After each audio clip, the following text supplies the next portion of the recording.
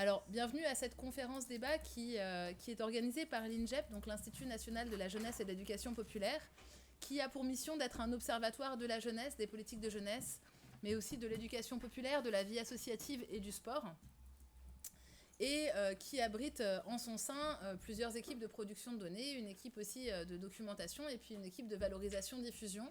Et donc c'est aussi un travail collectif qui donne lieu, à l'occasion de différentes publications, à des formes de valorisation dans le but de diffuser la connaissance, de la mettre en discussion, de la mettre en débat, et en tout cas de la porter au plus grand nombre.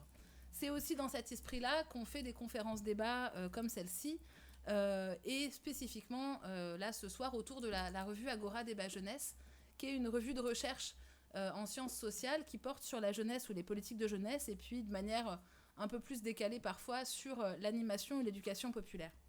C'est une revue qui sort 3 fois par an, qui est éditée par les presses de Sciences Po et qui est disponible sur Kern, et au bout d'1 an, accessible à tout le monde, sans avoir besoin d'un portail universitaire ou de code qu'on a emprunté gentiment à des collègues pour accéder au numéro. Et qui est accompagné par un comité de rédaction qui est composé d'une 30aine de chercheuses et de chercheurs issus des universités de l'ensemble de la France, y compris en Outre-mer. Alors pas toutes les universités, mais en tout cas c'est un comité de rédaction très diversifié qui est majoritairement composé de sociologues, politistes, historiens, historiennes, géographes, quelques économistes, j'ai forcément oublié des disciplines, donc je vais me faire taper dessus, avec des chercheurs en sciences de l'éducation également, et qui vont composer à la fois ce comité de rédaction, et puis réfléchir à la succession des numéros, à la discussion autour de la programmation des dossiers et à la construction collective avec les coordinateurs, coordinatrices à chaque fois. Donc, pour le dossier qui nous importe aujourd'hui et qui porte non pas sur la scolarisation des étudiants et des étudiantes, mais justement tous les à côté de ce qui se passe quand on est étudiant ou étudiante, c'est un numéro qui s'inscrit dans une série de publications sur lesquelles reviendront les 2 coordinatrices ici présentes et qui représentent aussi la 3e coordinatrice, qui est Élise Tenray, qui ne pouvait pas être là aujourd'hui et qui s'en excuse. Ce numéro-là, il a lieu comme les prochains. Les prochains portent sur la santé mentale et les ressources en santé mentale pour les jeunes. Le numéro d'après, sur jeunes, religion et spiritualité. Ils sont pilotés par des coordinateurs, coordinatrices qui sont soit membres du comité de rédaction, soit membres en partie, soit pas membres, et où il y a toujours des discussions avec le comité de rédaction. L'écriture d'un dossier, la préparation d'un dossier, ça dure plusieurs mois, plusieurs années. Et donc, c'est toujours un peu un moment important quand les numéros sortent de pouvoir aussi leur donner une visibilité, un espace de discussion, puisque, comme vont le préciser Élise Verlet et Marie-Paul Couteau, c'est aussi beaucoup de travail de sélection, beaucoup de travail de processus d'évaluation qui sont aussi dans les attendus académiques des revues de recherche. Donc, dans l'idée, aujourd'hui, on va faire une partie conférence et puis une partie débat. On s'est permis d'aller jusqu'à 19h et on sortira à 19h, je vous le promets. Donc voilà, avec l'idée à la fois d'entendre l'histoire et pourquoi ce numéro il a été proposé par les coordinatrices, un peu de revenir sur son histoire, et puis voilà, sur sa composition. Ensuite, je donnerai donc... D'abord, c'est Marie-Paul Couteau ou Élise Verlet, je ne sais pas dans quel sens vous allez le faire. Marie-Paul Couteau, qui est donc au milieu et qui siège toute cette tribune en tant que coordinatrice. Elle est maîtresse de conférences en sociologie à l'Université Paris 8 et elle est membre du CRESPA. Et en même temps, elle est chargée de mission d'études et de recherche à l'OVE, à l'OVE mais nationale.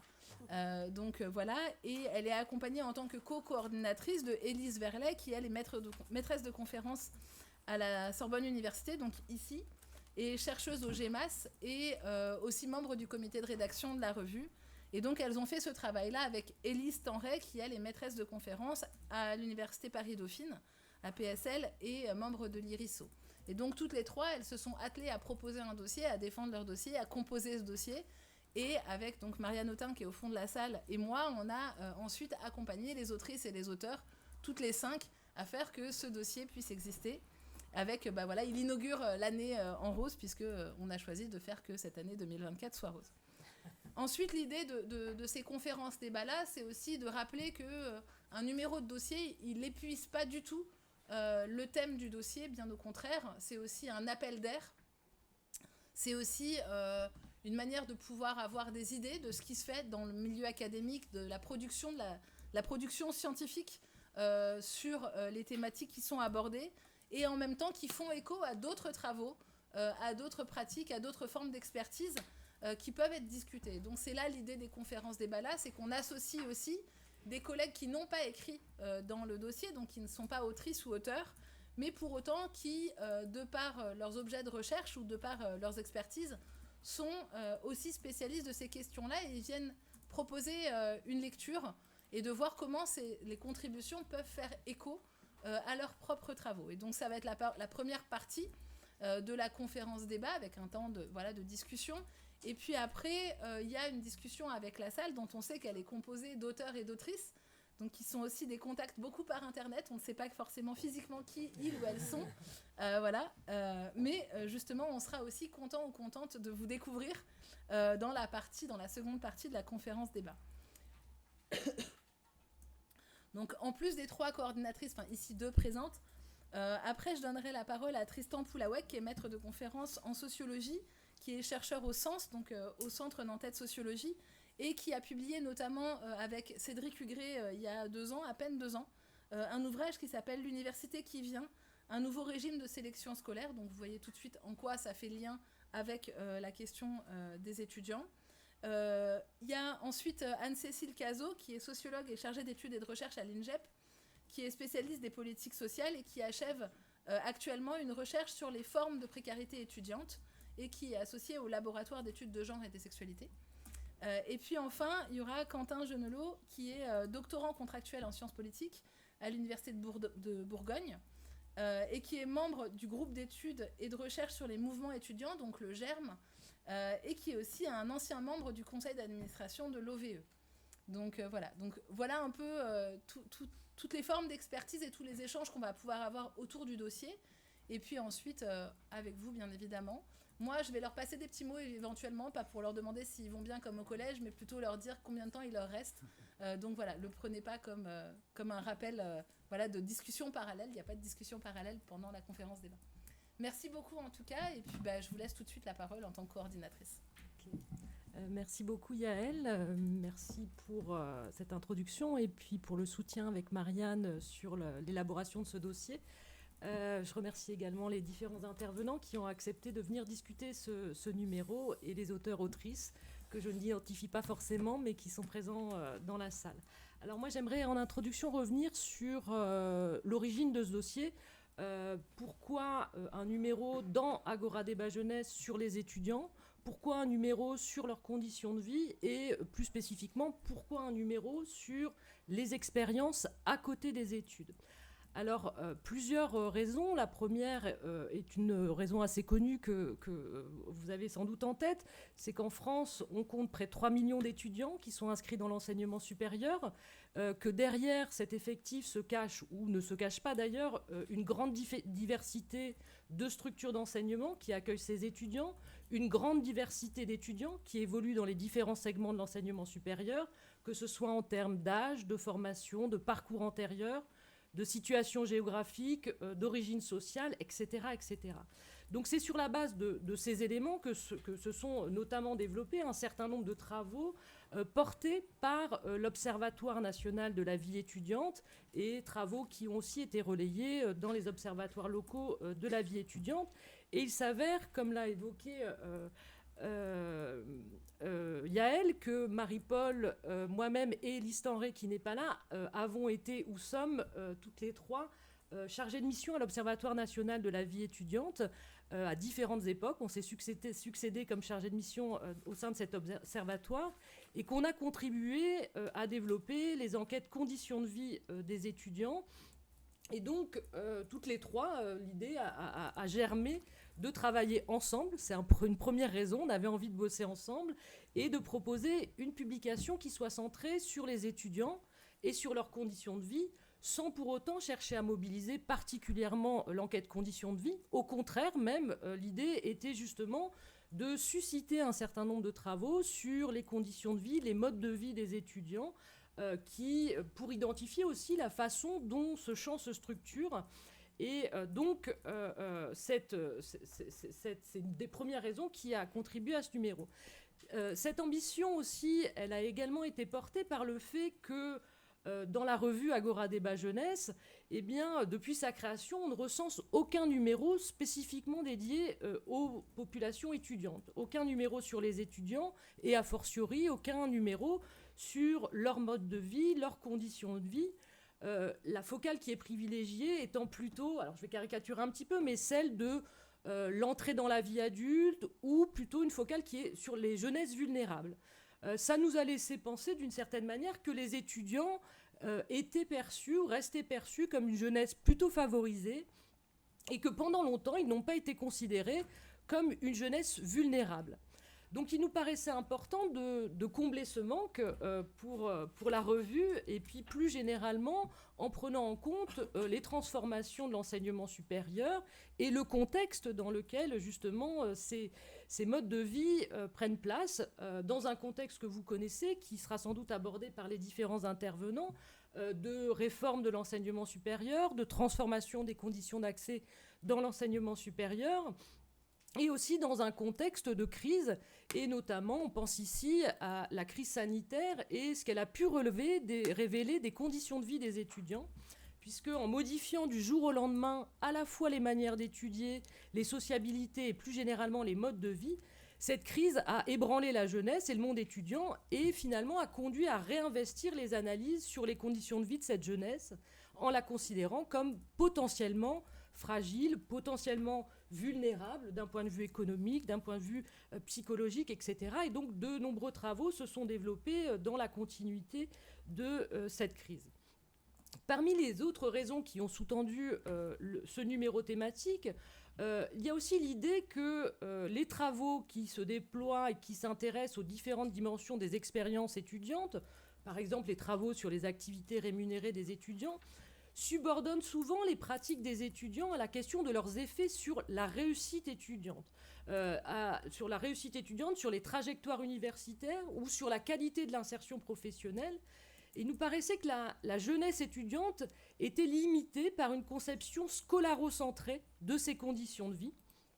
Dans la recherche, je l'ai dit, où les étudiants sont avant tout considérés comme des apprenants et moins comme des jeunes comme les autres, dans la manière dont les étudiants eux-mêmes et elles-mêmes se conçoivent les études, en accordant à ces dernières une place centrale, et dans le traitement institutionnel qui leur est réservé, avec des établissements qui restent encore peu prévus pour une conciliation possible, avec par exemple des activités professionnelles ou une vie familiale, malgré l'existence de régimes qui sont dédiés. Voilà pourquoi nous avons souhaité encourager au travers de ce numéro les contributions qui prennent au sérieux la vie étudiante sans nécessairement la circonscrire à la réussite studieuse ou à la vie studieuse.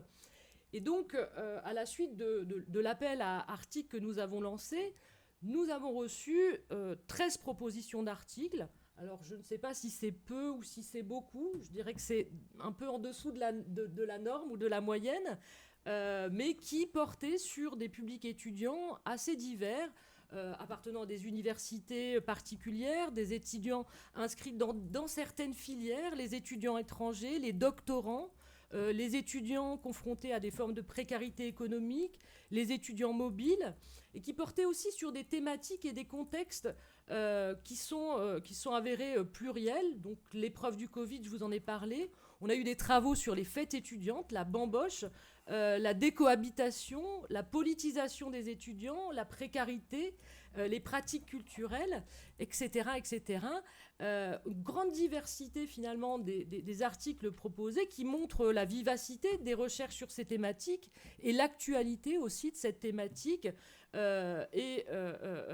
qui étaye l'idée qu'il est impossible finalement d'envisager l'existence d'un étudiant moyen et qui rend compte de la diversité du monde étudiant. Au final, malgré toutes ces thématiques, 6 articles ont été retenus parmi les 13 proposés par le jeu des évaluations, aussi les temporalités du numéro qui étaient assez contraintes. Et donc 6 articles qui nous ont paru particulièrement stimulants et sur lesquels nous reviendrons avec Marie-Paul, parce qu'ils permettent de dégager un certain nombre de caractéristiques de la vie étudiante et des à côté des études.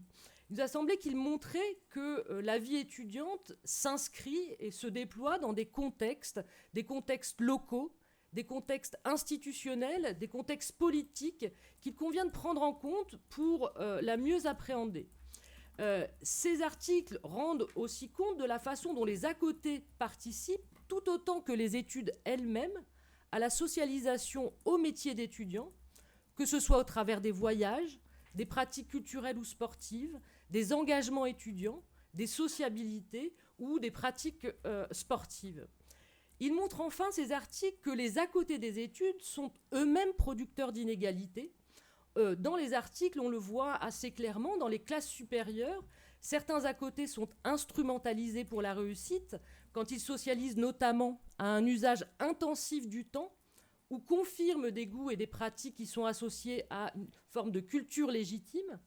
Pour les étudiants les moins favorisés, qu'ils ou elles soient étrangères ou confrontées à des situations de précarité, on voit que ces à-côtés sont au contraire instrumentalisés plutôt à des fins de survie, que ce soit pour gagner de l'argent, pour entreprendre des démarches administratives, pour trouver un logement, pour financer les études.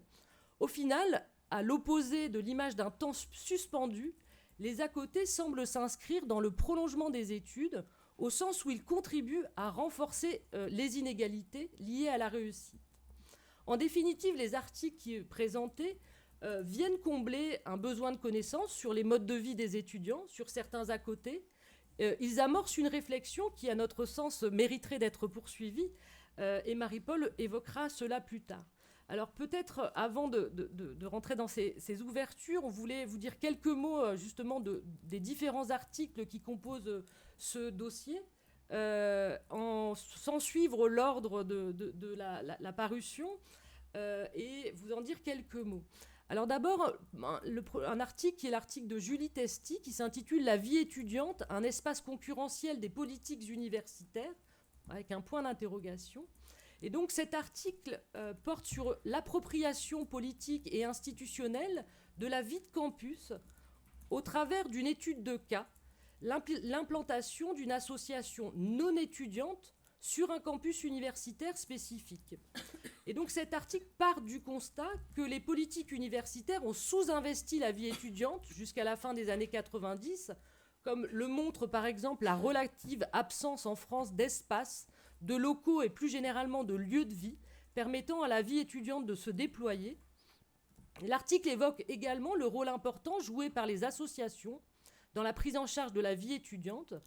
Plus spécifiquement, l'autrice cherche à éclairer ce que l'arrivée d'associations non étudiantes fait à la gestion de la vie étudiante sur les campus universitaires. Il montre comment une association non étudiante, initialement dédiée au soutien scolaire et à la politique de la ville, qu'elle a appelée l'Étoile, a pu s'imposer comme experte de la vie étudiante. L'étude du travail de cette association et son positionnement permet de mettre en évidence les tâtonnements et les luttes institutionnelles autour de l'organisation de la vie étudiante entre administration, associations étudiantes et associations non étudiantes. Et donc on a retenu cet article dans le numéro car il proposait un éclairage original sur les conditions de vie étudiante à travers l'appropriation politique et institutionnelle de cet objet vie étudiante, en montrant notamment que la vie étudiante ne peut se déployer que dans des espaces ou dans des temps prévus. Et c'est ce que montre bien l'article. Le deuxième article est celui de Magali Balator, Jean-Baptiste Bertrand et Valérie Erlich et s'intitule « Bienvenue en France ». Conditions inégales de vie matérielle et sociale des doctorants en mobilité internationale. Et donc cet article se base sur le traitement statistique et l'analyse de corpus de réponses à des questions ouvertes d'un questionnaire qui a été adressé à des doctorants internationaux en France qui ont été enquêtés en 2021. Et donc les auteurs se penchent sur les expériences de vie de ces doctorants internationaux et sur l'impact des politiques publiques gouvernementales sur cette population spécifique. Il interroge en particulier le ressenti de ces doctorants internationaux face aux conditions nouvelles d'accueil en France que la stratégie Bienvenue en France de 2018 a induit. Et il s'intéresse aussi aux procédures d'arrivée, d'installation de ces étudiants étrangers, de ces doctorants internationaux, permettant de questionner le sens de l'hospitalité. Les auteurs relèvent les lourdes procédures administratives auxquelles les étudiants étrangers sont confrontés à leur arrivée en France. Difficultés pour trouver un logement, demander une aide au logement, demander une bourse, obtenir un titre de séjour, un visa, etc. Et l'article cherche également à mieux comprendre les dynamiques liées aux conditions d'accès à la vie matérielle et sociale des doctorants en mobilité en France, notamment depuis la mise en place du contrat doctoral en 2009 et de la loi de programmation de la recherche en 2021. Et donc, il montre bien combien les conditions de vie des étudiants doctorants internationaux diffèrent selon le mode de financement de la thèse, selon les domaines d'études, et il permet de repérer des processus de désaffiliation sociale qui montrent que l'expérience doctorale constitue bien une suite d'épreuves pour un certain nombre de jeunes chercheurs venus de l'étranger. Le troisième article est celui de Géraldine Farge et Odile Ferry, qui s'intitule « Du côté du capital culturel dans l'enseignement supérieur, les conditions de vie, les conditions de vie étudiantes des enfants d'enseignants ». Donc c'est un article qui s'intéresse aux conditions de vie des étudiants selon leur origine sociale, en s'intéressant plus spécifiquement aux étudiants enfants d'enseignants, dont, on le sait, le parcours académique dans le secondaire est souvent particulièrement réussi, et des jeunes qui ont profité d'un accompagnement parental efficace dans le secondaire. Et donc cet article interroge la façon dont le capital enseignant s'actualise dans l'enseignement supérieur et pose la question de savoir si cet avantage relatif est toujours avéré dans les études supérieures. Donc cet article s'appuie sur les données de l'enquête Conditions de vie des étudiants 2020 et se focalise sur plusieurs fractions des classes supérieures et moyennes. Et il montre justement comment les études et leurs à côté, l'usage du temps, les loisirs, les ressources économiques, placent les enfants d'enseignants à distance des étudiants issus des classes moyennes, mais aussi on revient sur ce qui les distingue des autres classes supérieures plus favorisées, notamment économiquement. Je vais passer la parole à Marie-Paul pour présenter les deux articles suivants. Oui.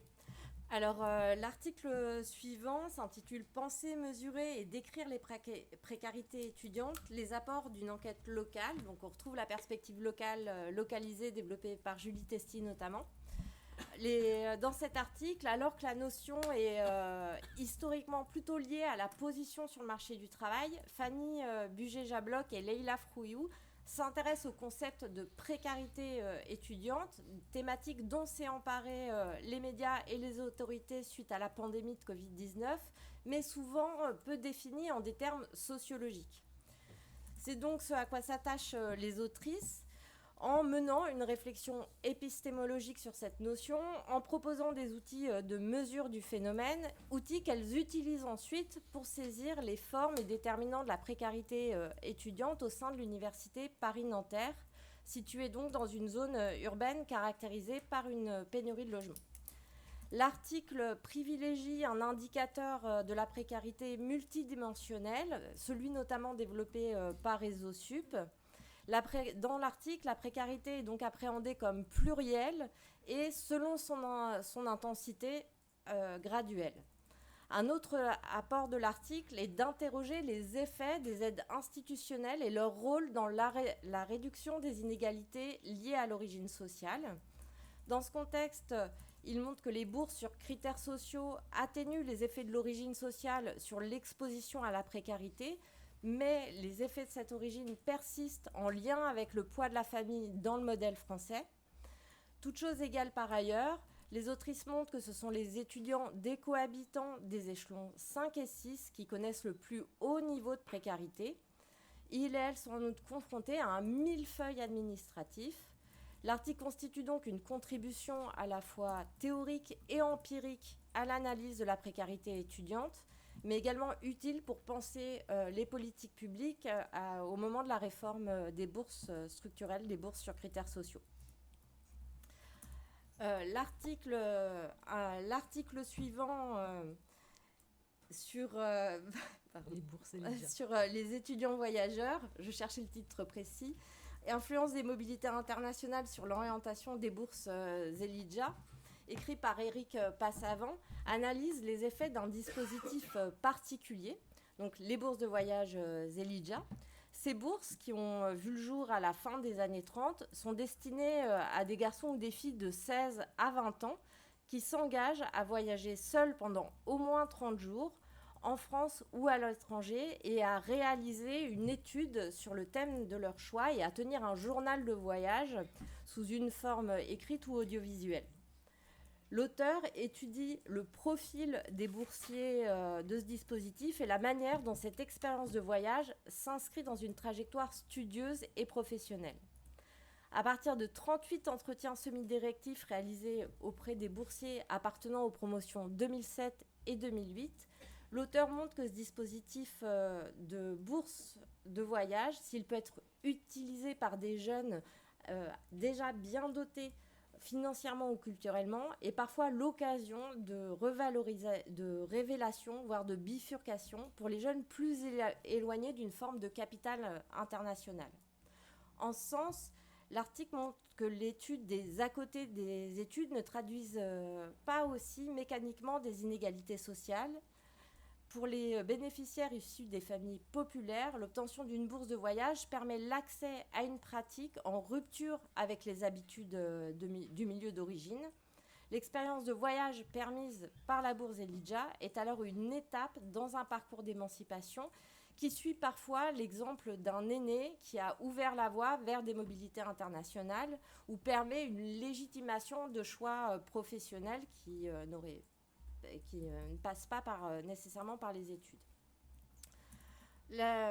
L'article suivant, qui est intitulé « Même mes pauses consistent à réviser la première année d'études de santé et ses à côté », porte donc sur la première année commune aux études de santé, donc PACES, mais qui s'appelle désormais les PASS, formation qui se caractérise par la centralité de la sélection dans l'organisation des études.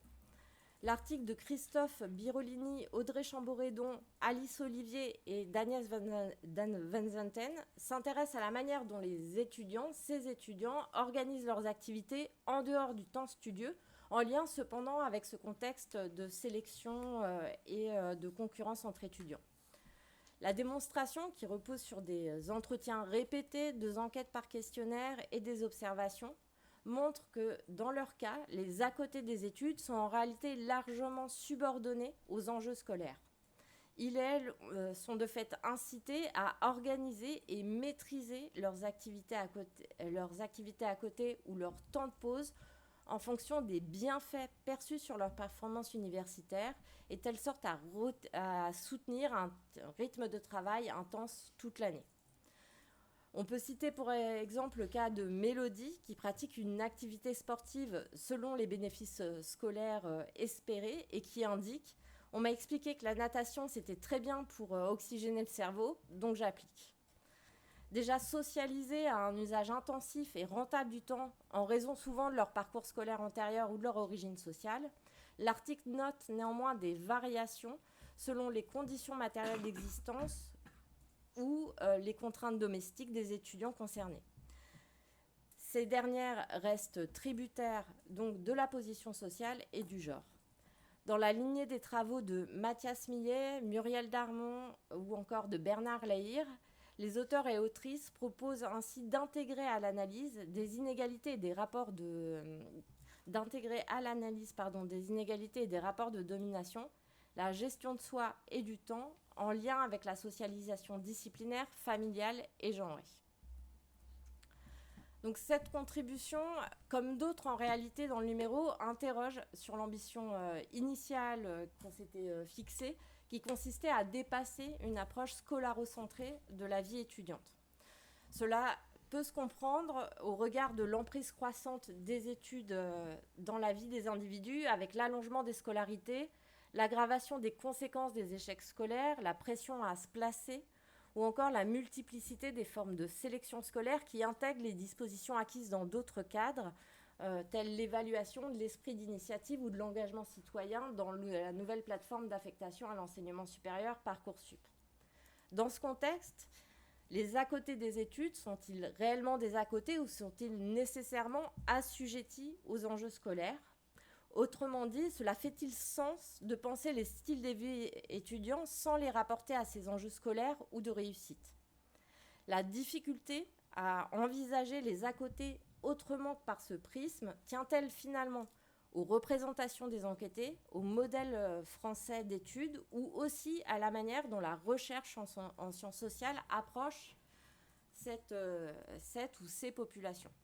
C'est notamment en fait ces questions que nous souhaitons soumettre à la discussion alors que les activités en dehors des temps studieux au sens strict du terme semblent prises entre des mouvements contradictoires rapidement évoqués en introduction.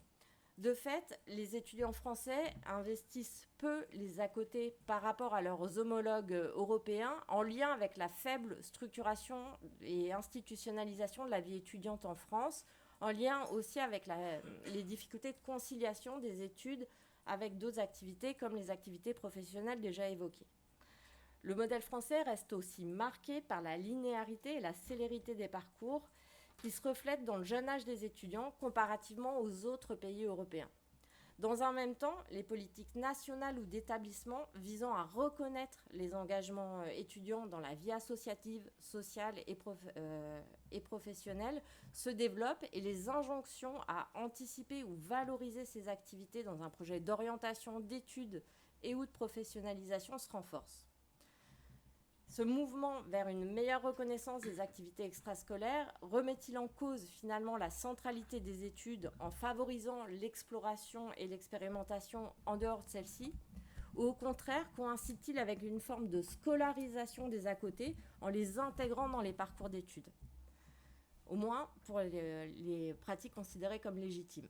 Dans ce cas, le processus pourrait être rapporté à la notion de scolarisation totale, notion utilisée par Johanny Caillouette-Ramblière pour caractériser la place croissante de l'école dans la vie des individus et l'extension des domaines de l'existence qu'elle recouvre.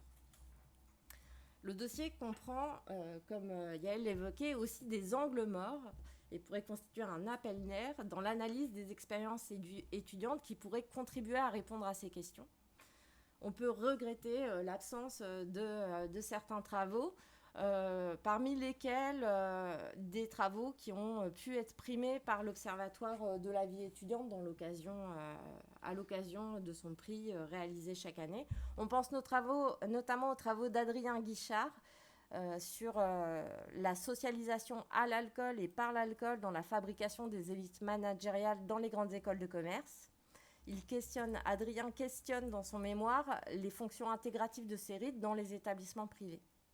L'essor de l'enseignement privé constitue aussi un événement notable, souligné dans le rapport du dernier comité éthique et scientifique Parcoursup ou encore dans un rapport récent de la Cour des comptes.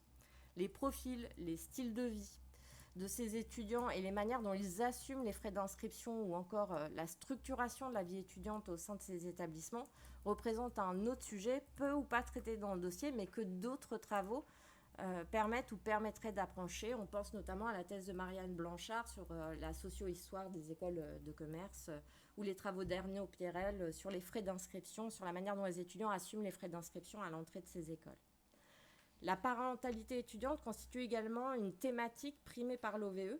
C'est lors des années passées. Dans sa recherche doctorale, Aden Gued montre en quoi les parcours et les pratiques quotidiennes des étudiants parents interrogent les politiques publiques effectivement centrées sur le modèle d'un étudiant jeune, disponible à plein temps pour ses études et bénéficiant de l'appui matériel de ses parents. Les étudiants entrepreneurs ou micro-entrepreneurs constituent un autre exemple de profil qui interroge la place et la reconnaissance des activités à côté des études avec des difficultés de conciliation malgré un statut dédié depuis 2014. La multiplication des statuts spécifiques avec des régimes dérogatoires associés et les démarches également administratives associées ne s'accompagne pas, selon d'autres auteurs comme Camille Penny, d'une réflexion d'ensemble sur la politique française en direction de la jeunesse et une politique française qui pourrait être favorable à l'expérimentation. De même, on peut s'interroger sur la place et le rôle des années de césure dans les expériences étudiantes, césures qui correspondent à des interruptions d'études mais institutionnalisées, en tout cas reconnues par l'institution et qui sont davantage valorisées que d'autres formes d'interruption de parcours, mais qui restent inégalement développées. Quelle que soit la forme de ces interruptions, reconnues ou non, elles posent la question, elles interrogent le modèle français, caractérisé encore une fois par la célérité des parcours et la place relativement restreinte que ce modèle laisse à l'exploration et l'expérimentation. Donc voilà un peu sur les questions en suspens sur ce numéro et on est ravis de pouvoir bénéficier d'une discussion approfondie des thématiques traitées. Donc j'ai laissé la parole, peut-être, je ne sais pas par... Ouais, merci beaucoup en tout cas Élise, Marie-Paul. Donc voilà, on a de quoi faire au moins, je pense, 8 ou 10 dossiers maintenant dans Agora, lancer 3 ANR et 25 doctorats. Voilà, il va juste nous valoir quelques budgets, mais sinon je pense que voilà, on a un programme de recherche qu'on va continuer de poursuivre en tout cas pour discuter avec Tristan, puis Anne-Cécile, puis Quentin, chacun à leur tour. Je vais juste vous demander de faire très attention à bien parler vraiment fort dans les micros, enfin vraiment dans les micros. Voilà, merci beaucoup et puis Tristan, c'est parti. D'abord merci pour ce numéro d'abord que j'ai trouvé intéressant, qui fera date puisque je le savais pas, mais c'est le premier numéro de la revue sur les étudiants. Merci pour l'invitation aussi. Donc félicitations pour tout ce travail. Voilà, je vais essayer de proposer des points de discussion, mais pas de chacun des textes pris les uns après les autres. Moi, j'avais compris qu'il était attendu un éclairage du dossier à partir de mes travaux. Donc voilà, je vais aussi en profiter pour vous parler un petit peu de mes travaux. Et je voulais commencer par le contexte actuel, en fait, dans lequel on est depuis un bout de temps, mais qui est paradoxal. En fait, on est dans un pays où le droit aux études supérieures est très légitime et en même temps, il est très malmené, très remis en cause. Alors, très légitime, la loi, tout simplement. On n'a jamais eu un objectif aussi élevé de diplomation. On est maintenant à viser 60% d'une classe d'âge qui serait titulaire d'un diplôme de l'enseignement supérieur.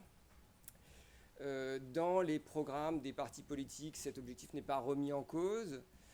La population elle-même, que ce soit les parents d'élèves, les étudiants, visent des diplômes de plus en plus élevés. Le chiffre que j'ai en tête, c'est que, si je ne me trompe pas, d'après les panels du ministère de l'Enseignement supérieur, la moitié des bacheliers, quand ils démarrent des études supérieures, ils déclarent viser un bac plus 5.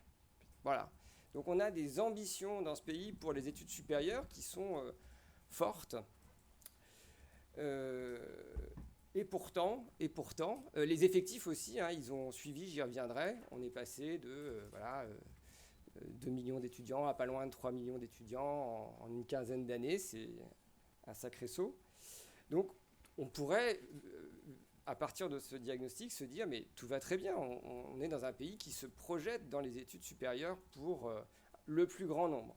Et en même temps, vous le savez, l'actualité récente a montré que le droit à la poursuite d'études supérieures, il est plus si évident, il est malmené. Je pense que ce n'est pas un jugement de valeur, c'est aussi un fait qu'on peut prouver.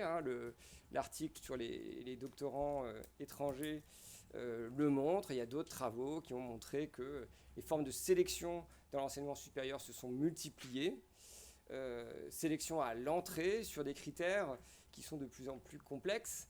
Ce n'est pas un hasard si des journaux comme Le Monde, Libération, Le Nouvel Obs font beaucoup d'articles sur des plateformes qui sont censées faciliter l'admission dans l'enseignement supérieur. C'est un peu plus complexe que ça, visiblement, sinon on ne vendrait pas autant de papier ou d'articles en ligne sur ces questions-là. Donc le droit aux études supérieures est à la fois très légitime et en même temps remis en cause. Donc c'est paradoxal. Moi je pense que c'est ça mon point de départ. Donc les études doivent être étudiées dans ce contexte-là, et les conditions d'études également. Les conditions d'études, elles sont très inégales, peut-être de plus en plus différenciées dans les règles comme dans les faits. Les conditions presque au sens juridique du terme. Et pas que juridique, hein, les conditions aussi concrètes, matérielles. Et ça se voit donc dans le débat public. Les deux questions qui reviennent quand on parle de l'enseignement supérieur et des étudiants, c'est la précarité étudiante. Comment peut-on étudier quand on n'est pas sûr de terminer le mois correctement, d'arriver jusqu'au bout du parcours? Et c'est la sélection. Est-ce qu'avec mes diplômes, mon parcours, mes acquis, je peux prétendre à telle ou telle formation? Voilà, c'est pas moi qui l'invente, c'est dans le débat.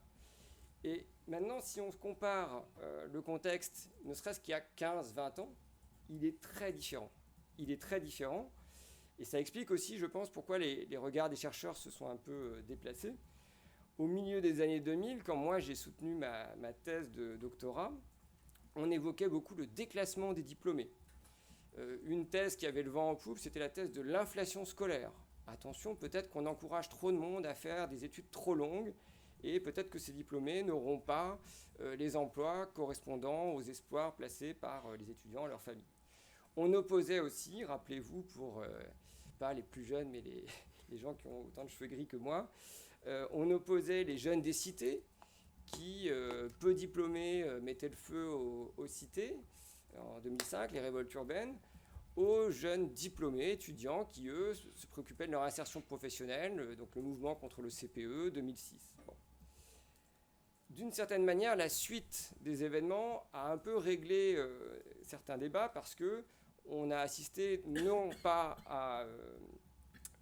à une augmentation tout de suite des effectifs, mais d'abord à une espèce de panne de la démocratisation scolaire. Je crois que c'était une expression employée par beaucoup.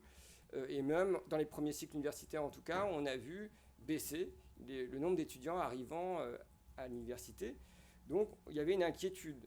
Et puis, après, on est arrivé dans ce boom-là, de 2007, 2008 à 2022.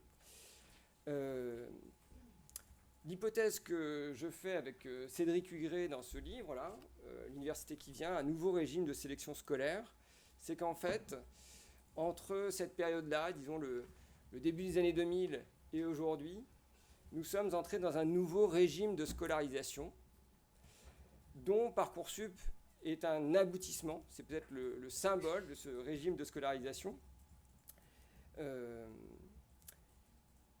qui est... Voilà, Parcoursup propose une solution à la contradiction fondamentale qu'il y a dans ce régime de scolarisation. Comment on le caractérise? Eh bien, il n'y a jamais eu autant de diplômés. On est passé à 80% d'une classe d'âge qui obtient le bac, alors que quand les ministres à l'époque ont lancé ce mot d'ordre, on n'y croyait pas. Je crois que c'est la moitié d'une classe d'âge aujourd'hui qui est titulaire d'un diplôme de l'enseignement supérieur. Ça paraissait aussi inatteignable. Donc, d'un côté, l'accès au diplôme est facilité, ce qui veut bien dire que la sélection en amont a reculé. Et d'un autre côté, eh bien, il y a des interrogations aujourd'hui de moins en moins évitables sur ce qu'ont vraiment appris les élèves et les étudiants. Et on a plein de symptômes d'une fragilisation des savoirs acquis. Et donc, le régime de scolarisation dans lequel on est, il est à la fois très fort pour diplômer, et en même temps, il montre des faiblesses pour vraiment faire apprendre. Les évaluations à l'entrée, dès l'école primaire le montrent, les évaluations de collège le montrent, PISA le confirme à 15 ans. On n'a pas d'outils comparables dans l'enseignement supérieur pour savoir vraiment ce que savent nos étudiants, parce que ce serait trop compliqué, évidemment, d'un parcours à l'autre. Il n'y a pas d'échelle de mesure standardisée.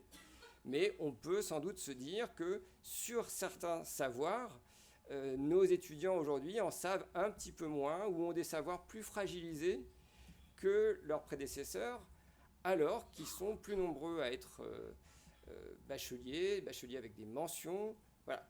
Je ne suis pas en train d'entonner la petite musique de la baisse du niveau.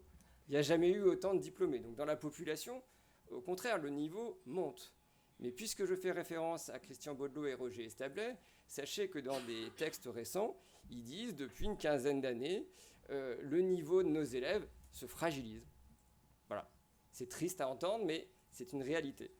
Et donc dans ce nouveau régime de scolarisation, finalement, Parcoursup et les autres dispositifs de sélection vient proposer une solution aux responsables des politiques d'enseignement supérieur, aux enseignants eux-mêmes, qui se disent, oui, ben, on doit accueillir les bacheliers, il faut bien qu'ils trouvent des lieux pour étudier, mais ils peuvent plus tous étudier exactement la même chose, sachant qu'ils arrivent dans des conditions intellectuelles très différentes. Voilà, donc je ne vais pas ouvrir ce débat en long, en large et à travers, ce serait trop long. Mais pour moi, ce contexte-là, il fait qu'on ne peut plus écarter, alors dans les débats politiques, mais aussi dans la recherche, cette contradiction qui est au cœur des études supérieures aujourd'hui. Comment faciliter l'accès au diplôme sans remédier aux lacunes de nos étudiants. Parfois, on se sent un peu seul à poser cette question. Je reviens à 2007, donc après le CPE, la ministre de l'Enseignement supérieur s'appelle Valérie Pécresse. Elle fait une grande réforme, la loi sur l'autonomie des universités. Et puis, il y a le plan licence qui accompagne cette réforme. Et elle dit, avec le plan licence, le taux d'échec va être divisé par 2. Résultat des courses, assez rapidement, on peut constater que c'est un échec de ce point de vue-là. Le taux d'échec a été strictement le même. En 2018, Frédérique Vidal n'annonce aucun objectif chiffré pour la réduction de l'échec. Elle dit qu'il y aura des parcours accompagnés, des oui-si, on va mettre en place des choses pour accompagner ceux qui sont refusés dans la filière qu'ils souhaitaient, mais qui sont quand même pris quelque part à l'université. Qui fait le bilan de ces dispositifs aujourd'hui ? Pas grand monde. Pourtant, il y aurait des choses intéressantes à creuser. Voilà. Donc, vous l'avez entendu, moi, mon point de vue, c'est plutôt celui de quelqu'un qui est assez scolarocentré et qui se préoccupe en tant qu'enseignant et en tant que chercheur des conditions dans lesquelles les étudiants peuvent réaliser des études supérieures abouties. Le statut d'étudiant, il a vocation à être temporaire. On est étudiant parce qu'on espère qu'un jour, on ne va plus être étudiant et qu'on va s'en sortir avec un diplôme. Et donc, quel que soit ce qui se passe à côté, je pense que c'est incontournable qu'on s'interroge sur les conditions qui permettent un jour de ne plus être étudiant et sortir par le haut diplômé. Alors, voilà ma chapelle. Cela dit, je suis assez œcuménique et je trouve que c'est très intéressant de réfléchir au mode de vie des étudiants pour les raisons qui ont été dites par les coordinatrices de l'ouvrage. Donc, je ne vais pas redire tout ce qu'elles ont très bien expliqué. Mais voilà, juste un fait, les jeunes aujourd'hui sont de plus en plus des étudiants. Donc la sociologie de la jeunesse doit intégrer la sociologie des étudiants et réciproquement, ce croisement doit avoir lieu. Voilà, je vais à l'inverse faire amende honorable, mais moi je suis à la Revue française de pédagogie. On a un numéro sur les étudiants qui est sorti en 2018. Il était très centré sur le travail intellectuel des étudiants. Sans doute qu'il aurait fallu qu'on ait davantage de contributions autour du logement, du transport, du travail à côté, etc. Voilà, donc moi je pense qu'il faut que ces deux préoccupations se rejoignent, c'est-à-dire intégrer dans l'analyse ce que c'est que la vie des étudiants en dehors de leur travail d'études, mais réciproquement, il faut aussi que la sociologie des jeunesses intègre dans ses travaux la contrainte de la réussite, qui est un objectif partagé par beaucoup. Alors après, ça ne remet pas en cause tout ce que vous avez dit, hein, mais voilà. Je ne sais pas si je peux encore rajouter une ou deux choses. En fait, j'ai pensé, en vous lisant, à un entretien entre Samuel Josua Et Bernard Lahire, Samuel Joshua, c'est un spécialiste de la didactique des sciences. Et Bernard Lahire, je ne le présente pas. Ils avaient, en 1999, fait un entretien dans la revue Éducation et Société, où la conclusion était il faut que la didactique et la sociologie se rejoignent autour d'une analyse de la transmission des savoirs. Et puis encore avant, juste parce qu'elle est décédée il n'y a pas très longtemps, en 1983, Lucie Tanguy avait proposé d'étudier les savoirs scolaires enseignés aux futurs ouvriers dans l'enseignement professionnel. Donc il fallait aussi faire une sociologie de ces savoirs. Donc cet appel, il n'a pas complètement été ignoré, hein. Il y a des travaux en sociologie qui s'intéressent notamment dans le premier degré et le second degré aux conditions sociales et intellectuelles de la transmission des savoirs. C'est un peu moins vrai dans l'enseignement supérieur. Alors, quand même, je signalerai la thèse de Mathias Millet, les étudiants et leurs études, qui compare des étudiants en sociologie et des étudiants en médecine, pour montrer que la filière d'études est un cadre de socialisation à part entière. Et que, du coup, les premiers cycles universitaires ne font pas qu'enregistrer des inégalités qui sont extérieures, qui préexistent. Il y a vraiment un cadre avec des dispositifs et des dispositions qui ne produisent pas les mêmes exigences.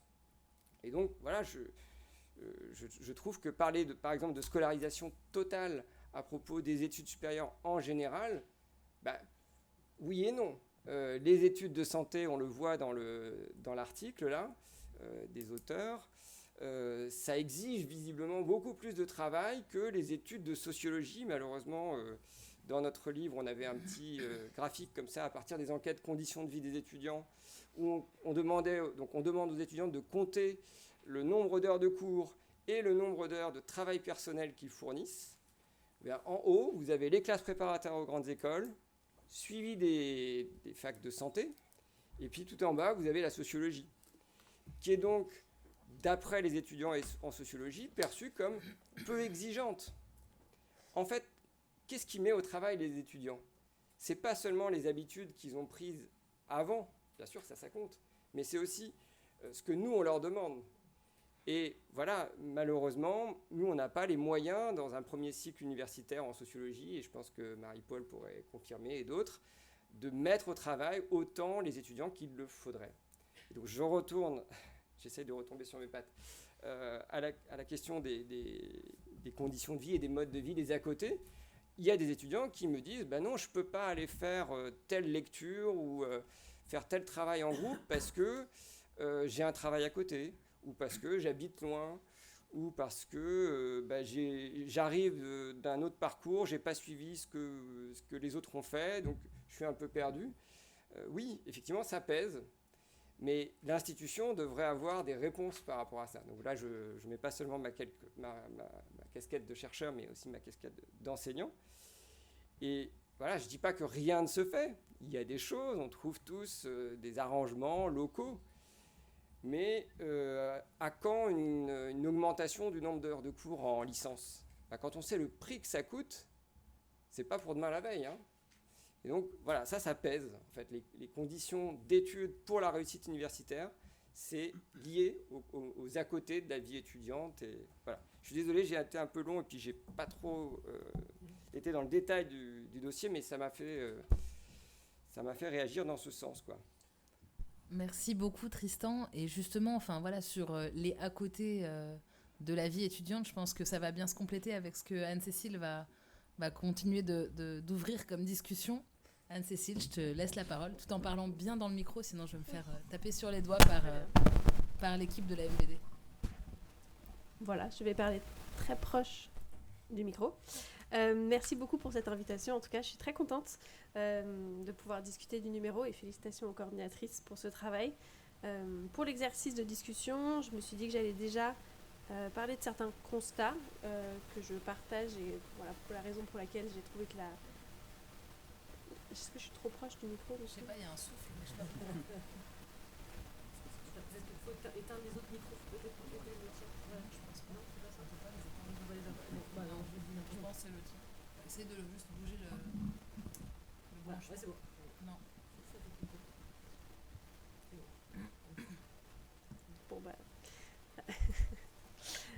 Donc, je disais, d'abord, je vais parler un petit peu des constats que je partage avec les coordinatrices, expliquer la manière dont pour lesquelles ces travaux dialoguent avec mes propres enquêtes, et terminer avec quelques pistes de recherche qui portent sur les vies étudiantes en France aujourd'hui. Donc, pour parler un petit peu des constats que je partage et de ce qui a suscité aussi mon enthousiasme à la lecture du dossier, je me souviens d'avoir lu l'appel à articles sans doute il y a un peu plus d'1 an, et de me dire, ah oui, c'est vrai, en effet, c'est très intéressant de pouvoir parler de vie étudiante et de sortir de la dynamique qui est très centrée sur la réussite, l'orientation, le décrochage, qui réussit, qui s'en sort en cours. Et à la lecture du dossier, cet enthousiasme a été porté par 3 constats différents. D'une part, l'importance de rappeler la diversité interne au monde étudiant, au groupe des étudiants et des étudiantes, justement parce que vous l'avez rappelé, c'est un groupe qui est vu comme assez privilégié, plutôt favorisé, qui est du coup un peu homogénéisé. Et dans un exemple tout récent, le 17 mars dans Le Monde, Vincent Tiberi, donc qui est politiste, est interviewé au sujet du vote des jeunes, et on lui dit, la jeunesse n'est-elle pas homogène? Il dit non, l'écart, je le cite, c'est même accru entre jeunesse étudiante et jeunesse issue des milieux populaires. Et un peu plus loin, il dit, on découvre des fractures que l'on pensait moins profondes entre les étudiants, qui forment plus de 50% de la jeunesse, et les autres. Et donc, oui, très bien, je note, je suis d'accord. Et en même temps, ça donne l'impression que les jeunes sont vraiment ce groupe très homogène, qui n'ont rien à voir avec les classes populaires. Or, moi, dans mes enquêtes, et c'est aussi le cas dans les articles de ce numéro, on le voit bien, il y a des jeunes de classe populaire qui sont en études, qui font partie de ce monde des étudiants. Et donc, le constat porté par le dossier, je le partage, il faut aller plus loin, comprendre mieux et de manière fine la diversité des origines sociales, des parcours de vie, des origines migratoires aussi, dans le cadre des études aujourd'hui. Le deuxième constat, c'est celui de l'importance de connecter les études avec la question des conditions matérielles des études. Donc là, c'est vrai que je porte ce constat très fortement parce que je travaille sur la précarité étudiante, mais j'étais très contente de voir que c'est quelque chose qui irrigue le dossier et les articles, y compris et surtout pour des enquêtes qui portent sur des étudiants et des étudiantes plutôt de classe moyenne, de classe favorisée. C'est aussi de dire, là aussi, il y a des conditions matérielles qui permettent d'avoir des à-côtés qui ne sont pas possibles si on n'a pas les ressources, si on n'a pas le soutien familial, si on n'a pas le contexte qui accueille et qui encourage ces loisirs, ces pratiques, cette organisation de la vie. Donc c'est vraiment, à mon sens, très important de repenser toujours les considérations matérielles, de souligner que derrière les études, il y a le logement, il y a comment on se nourrit, il y a qui s'occupe de nous, est-ce qu'on peut se soigner ou pas, est-ce qu'on passe beaucoup de temps dans les transports. Il y a des questions très, très concrètes, très matérielles, qui sont centrales à la fois pour comprendre comment on vit les études, mais aussi quelles pratiques de sociabilité est-ce qu'on peut avoir, quelles pratiques de loisirs est-ce qu'on peut avoir, comment est-ce que on vit sa vie d'étudiant au quotidien. Et puis le troisième élément que je voulais mettre en avant, que j'ai retrouvé dans le dossier et que j'ai trouvé vraiment super, c'est la manière d'aborder les études avec une approche dynamique, voire une dynamique processuelle. Donc c'est quelque chose que j'ai retrouvé dans différents articles, donc celui sur la précarité étudiante par exemple. Les autrices expliquent bien que pour parler de précarité, elles veulent parler d'un processus et pas d'un état, donc avoir cette approche plus dynamique pour bien dire le mode de vie des étudiants et des étudiantes, il n'est pas fixe, il y a des effets de contexte, des évolutions, des ajustements, et c'est quelque chose d'ailleurs qu'on retrouve dans l'approche aussi sur les doctorants et les doctorantes qui viennent de l'étranger. Les autrices et les auteurs rappellent que c'est des trajectoires qui ne sont pas linéaires, et quand bien même on parle de difficultés à un moment sur les questions administratives, les questions de logement, c'est des périodes, c'est un moment précis qu'il faut prendre dans son ensemble, et donc aborder les modes de vie des étudiants ou les façons d'exister d'une manière très dynamique qui permet de donner sa part importante aux fluctuations de revenus, aux fluctuations de rapport aux institutions, aux attentes, et puis après, ce qui se passe bien aussi, c'est-à-dire qu'est-ce qui se passe quand on sort des périodes plus difficiles ou que la situation se stabilise. Donc c'était vraiment 3 approches ou 3 éléments que j'ai retrouvés dans le dossier que je trouve justifient vraiment cette démarche d'aller chercher les à-côtés, d'une manière plus fine, d'aller regarder au-delà du bloc étudiant, voilà, quelle est cette grande diversité qui forme la jeunesse étudiante aujourd'hui, et cela d'une manière dynamique. Et donc, justement, cette question de dynamique, d'approche par le processus me parlait parce que dans mon enquête, et je vais un petit peu en parler maintenant, que je mène pour l'INJEP depuis 2023, je travaille sur la précarité étudiante justement dans cette logique de replacer les périodes de précarité dans un ensemble plus large, c'est-à-dire penser les études et pas penser la précarité comme un état fixe qui nous tombe dessus et dans lequel on est enfermé, mais quelque chose qui se négocie, qui se vit, auquel on réagit, et donc aller poser les questions aux étudiants et aux étudiantes que j'ai rencontrés, donc, qui sont 43, qui sont en études en Île-de-France, qui ont entre 18 ans et 29 ans. Comment vous faites? Qu'est-ce qui se passe si et quand vous n'avez pas de quoi vous financer, que tout d'un coup vous anticipez que peut-être ça va être difficile, que vous avez la peur au ventre de ne pas avoir le budget qu'il faut, que vous n'avez pas réussi à vous loger, que vous êtes dans une période compliquée, qu'est-ce qui se passe? Comment vous faites? Quels sont les choix qui découlent de ça? Donc comment est-ce que votre quotidien s'organise? Donc autant vous dire que le mode de vie, c'est quelque chose qui me parle beaucoup, même si je n'utilise pas nécessairement cette expression, mais en tout cas les conditions de vie et le quotidien qui en découlent très fortement. Et du coup, quelque chose qui dialogue avec mon enquête et que je retrouve dans le dossier, c'est cette manière de penser ce qui fait de son mode de vie un mode de vie étudiant. Qu'est-ce que c'est la spécificité étudiante dans sa vie au moment où on est en études? C'est une question que posent Leila Frouillou et Fanny Bugueja-Bloch dans leur rapport à la précarité étudiante, parce qu'elles disent qu'est-ce qui est étudiant dans cette précarité? En quoi est-ce qu'elle est spécifiquement étudiante? Et je me suis moi-même posé la question, c'est une question avec laquelle je travaille avec d'autres collègues, et je me suis dit, c'est vrai, le mode de vie, en quoi est-ce qu'il est étudiant? Dans les différents articles, les réponses, elles varient en fait, il n'y a pas toujours une évidence. Quand vous écrivez votre introduction, vous dites les étudiants, ils sont étudiants parce qu'ils coordonnent ou ils articulent le temps des études, le temps peut-être de l'emploi et puis le temps des loisirs. Je me dis, si je pars un peu de cette définition, ce qui va être frappant dans les entretiens que moi j'ai menés, c'est que justement cette articulation, elle ne peut pas se faire quand il y a précarité, puisque le mode de vie des personnes que j'ai rencontrées est plutôt marqué par l'insuffisance de ressources et donc l'incapacité temporaire, souvent, d'avoir des loisirs. C'est-à-dire ce temps-là en plus, il n'est pas possible. Leur mode de vie, en fait, il est même plus tellement centré sur les études, il est surtout, avant tout, centré sur la manière dont on va obtenir les ressources qui permettent de se nourrir, de se loger, que ce soit avoir un emploi, garder son emploi, solliciter des aides publiques, parfois même des aides d'urgence, ou éventuellement, et c'est plus rarement le cas dans les profils que j'ai rencontrés, obtenir une aide d'urgence de sa famille. Donc en fait, le mode de vie ici, il est désarticulé, il ne tient pas, l'équilibre ne marche pas tel qu'il peut être imaginé. Et j'ai trouvé que c'était quelque chose qui peut être assez intéressant à développer. Quels sont les imaginaires de la vie étudiante et comment est-ce qu'ils opèrent aussi dans l'expérience qu'on a quand on est en études, des enchantements ou des décalages par rapport à ce qui avait été anticipé, espéré, représenté. Et j'ai trouvé que c'était intéressant pour les expériences de la précarité. Certaines difficultés sont beaucoup anticipées parce qu'elles existent dans les représentations populaires. Donc mal manger, peu manger, sauter des repas.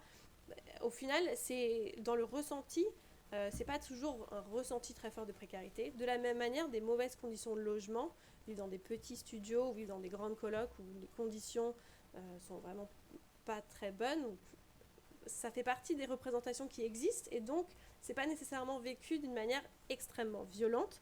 Par contre, travailler 35 heures par semaine et ne plus pouvoir aller en cours parce que sinon on va pas pouvoir payer son loyer, ça c'est vraiment à l'inverse de ce qu'on imagine un mode de vie étudiant. De la même manière, devoir travailler pour aider ses parents qui ont perdu leur emploi et qui maintenant dépendent financièrement de leur enfant qui à 20 ans est en licence 3. Là aussi, la personne me dit, j'ai plus l'impression d'être étudiant. Mon mode de vie ne correspond pas à ce que je pensais être étudiant. Et donc, je me dis, il y a quelque chose à creuser du côté, qu'est-ce qui est spécifiquement étudiant dans les représentations et dans les ressentis des personnes en études aujourd'hui. Et le deuxième point que je trouvais vraiment faisait écho à mon travail et que je trouve pertinent de creuser, c'est justement à partir de ces profils, de ces enquêtes que moi je ne connais pas du tout dans mon enquête, d'étudiants et d'étudiantes en médecine par exemple, qui ont plein de loisirs, qui en font vraiment beaucoup justement pour que ce soit utile dans leur vie. C'est cette question de la cohérence entre les études et ce qu'on fait à côté. C'est-à-dire, je fais un emploi étudiant, mais c'est cohérent avec mes études, ça me sert, et j'ai des loisirs, j'ai des pratiques sportives ou culturelles qui sont aussi cohérentes avec mes études. Et l'enquête sur les étudiants et les étudiantes en médecine le montre bien. Tout s'organise pour que ça s'articule parfaitement.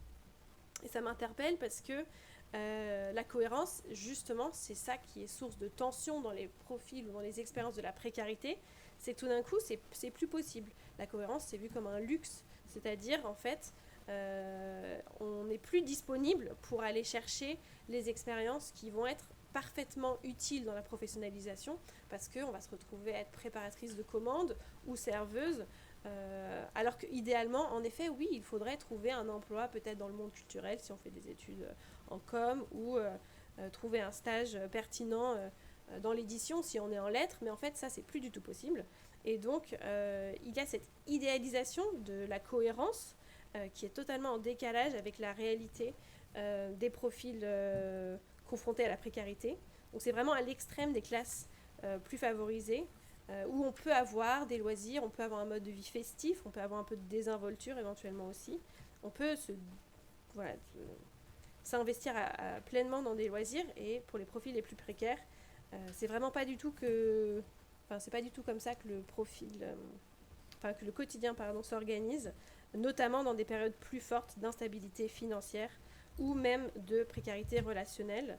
Donc à nouveau ici, c'est des questions qui sont nourries un peu par les imaginaires, c'est-à-dire l'imaginaire des études, c'est aussi avoir du temps disponible, du temps libre pour passer du temps avec ses camarades. Et oui, très bien. Et là, c'est pas possible parce que les étudiants et les étudiantes à qui j'ai parlé me disent on peut pas aller boire un verre après les cours parce que soit on doit aller travailler, soit on vit à 1h30 chez ses parents, loin du centre de Paris où on a cours. Et donc, il n'y a plus de à côté vraiment joyeux ou festif, en tout cas. Et donc, comme il me reste 2 minutes, je terminerai sur les pistes que je trouverais intéressantes de creuser. Et là, je reviendrai sur le terme « à côté », que je trouve assez chouette. Il est très vague, quelque part. Il envoie vers plein de choses. Et pour moi, c'est un terme qui renvoie déjà à quelque chose de très spatial, c'est-à-dire « c'est à côté ». Et la première chose que la première réflexion que j'ai eue, c'était que dans mon enquête, rien n'était à côté. En fait, justement, c'est bien ça le problème. Quand on est précaire, on est souvent précaire parce que tout est loin. On passe beaucoup de temps dans les transports. J'ai un étudiant à qui j'ai parlé qui vivait à Comble-la-Ville en Seine-et-Marne, qui venait à Paris pour faire cours, qui repartait à Limay-Brévannes dans le 93, donc au sud de Créteil, qui passe son temps dans les transports. C'est 3-4 heures par jour dans les transports. Et donc les à côté, donc que ce soit le travail, l'emploi ou sa vie domestique, tout est très distancé, tout est très loin. Et peut-être que je trouve cette approche un peu spatiale, elle aurait pu être plus fortement explorée dans le dossier. En tout cas, dans d'autres études qui portent sur ces à côté, on pourrait vraiment creuser un peu plus comment est-ce que cette articulation entre les différentes sphères de vie, elle repose sur la possibilité de s'organiser pour que les temps ou les distances soient vraiment réduits, ou à l'inverse, qu'est-ce que ça fait quand les à côté sont très distants. Et puis ça me mène à le deuxième aspect de cette réflexion, c'est la question territoriale. Donc deux des enquêtes avancent une idée d'enquête locale. Au final, je pense aussi que c'est une piste qu'il faudrait creuser plus. J'encourage d'autres enquêtes, dont la mienne, à travailler sur cette question, mais peut-être aussi parce que je travaille sur l'Île-de-France et que je réfléchis aux spécificités de ce territoire tout le temps, en disant quel est l'intérêt et pourquoi est-ce que je travaille sur l'Île-de-France. Je suis obligée de me dire il y a des spécificités en termes d'attractivité, de coûts, de difficultés pour se loger, mais aussi de richesse de l'offre culturelle, d'infrastructures disponibles, d'offres de soins qui est plus disponible par rapport à d'autres territoires, et puis des dispositifs pour les jeunes et pour les étudiants qui se développent très fortement. C'est-à-dire que le territoire intervient à mon sens, pour cadrer, dessiner, contraindre les modes de vie des étudiants et des étudiantes, qui a un rôle fort des politiques locales, des dispositifs au sein des universités, mais aussi portés par les villes, par les collectivités, et que l'ancrage dans un territoire doit vraiment aussi influencer comment est-ce qu'on étudie les modes de vie des étudiants et des étudiantes. Voilà. Et je pense que c'est 2 minutes, donc je terminerai là-dessus. Merci beaucoup Anne-Cécile. Bon, déjà, à vous entendre tous les deux, on voit que dans la perspective de proposer des articles sur les à-côté, on constate en tout cas l'importance ou le poids des inégalités et l'importance aussi de penser les étudiants comme une population très hétérogène, contrairement à ce qu'on voudrait bien croire dans les étudiants. Dans l'hétérogénéité aussi des conditions d'études et puis des modalités d'études. Et puis maintenant, sans transition, je cède la place à Quentin Genelot pour continuer de poursuivre sur la lecture de tout ça. Oui, alors j'espère qu'on m'entend assez bien. Très bien, je parle bien au micro. Donc du coup, je me représente, moi je suis Quentin Genelot, doctorant contractuel en 3e année en sciences politiques à l'Université de Bourgogne. Moi je travaille du coup dans le cadre de ma thèse sur le travail politique des organisations étudiantes et leur participation à l'action publique. Et donc je suis amené effectivement à m'intéresser de près à la question étudiante, notamment en étudiant les modes d'organisation des intérêts des étudiants. Donc, déjà, je vous remercie aussi de m'avoir invité, évidemment, et le dossier m'a beaucoup intéressé. Il est très pertinent pour mes recherches parce qu'il s'inscrit aussi dans l'idée d'aller explorer les modes de vie des étudiants, donc questionner ce qui se fait en dehors des cours.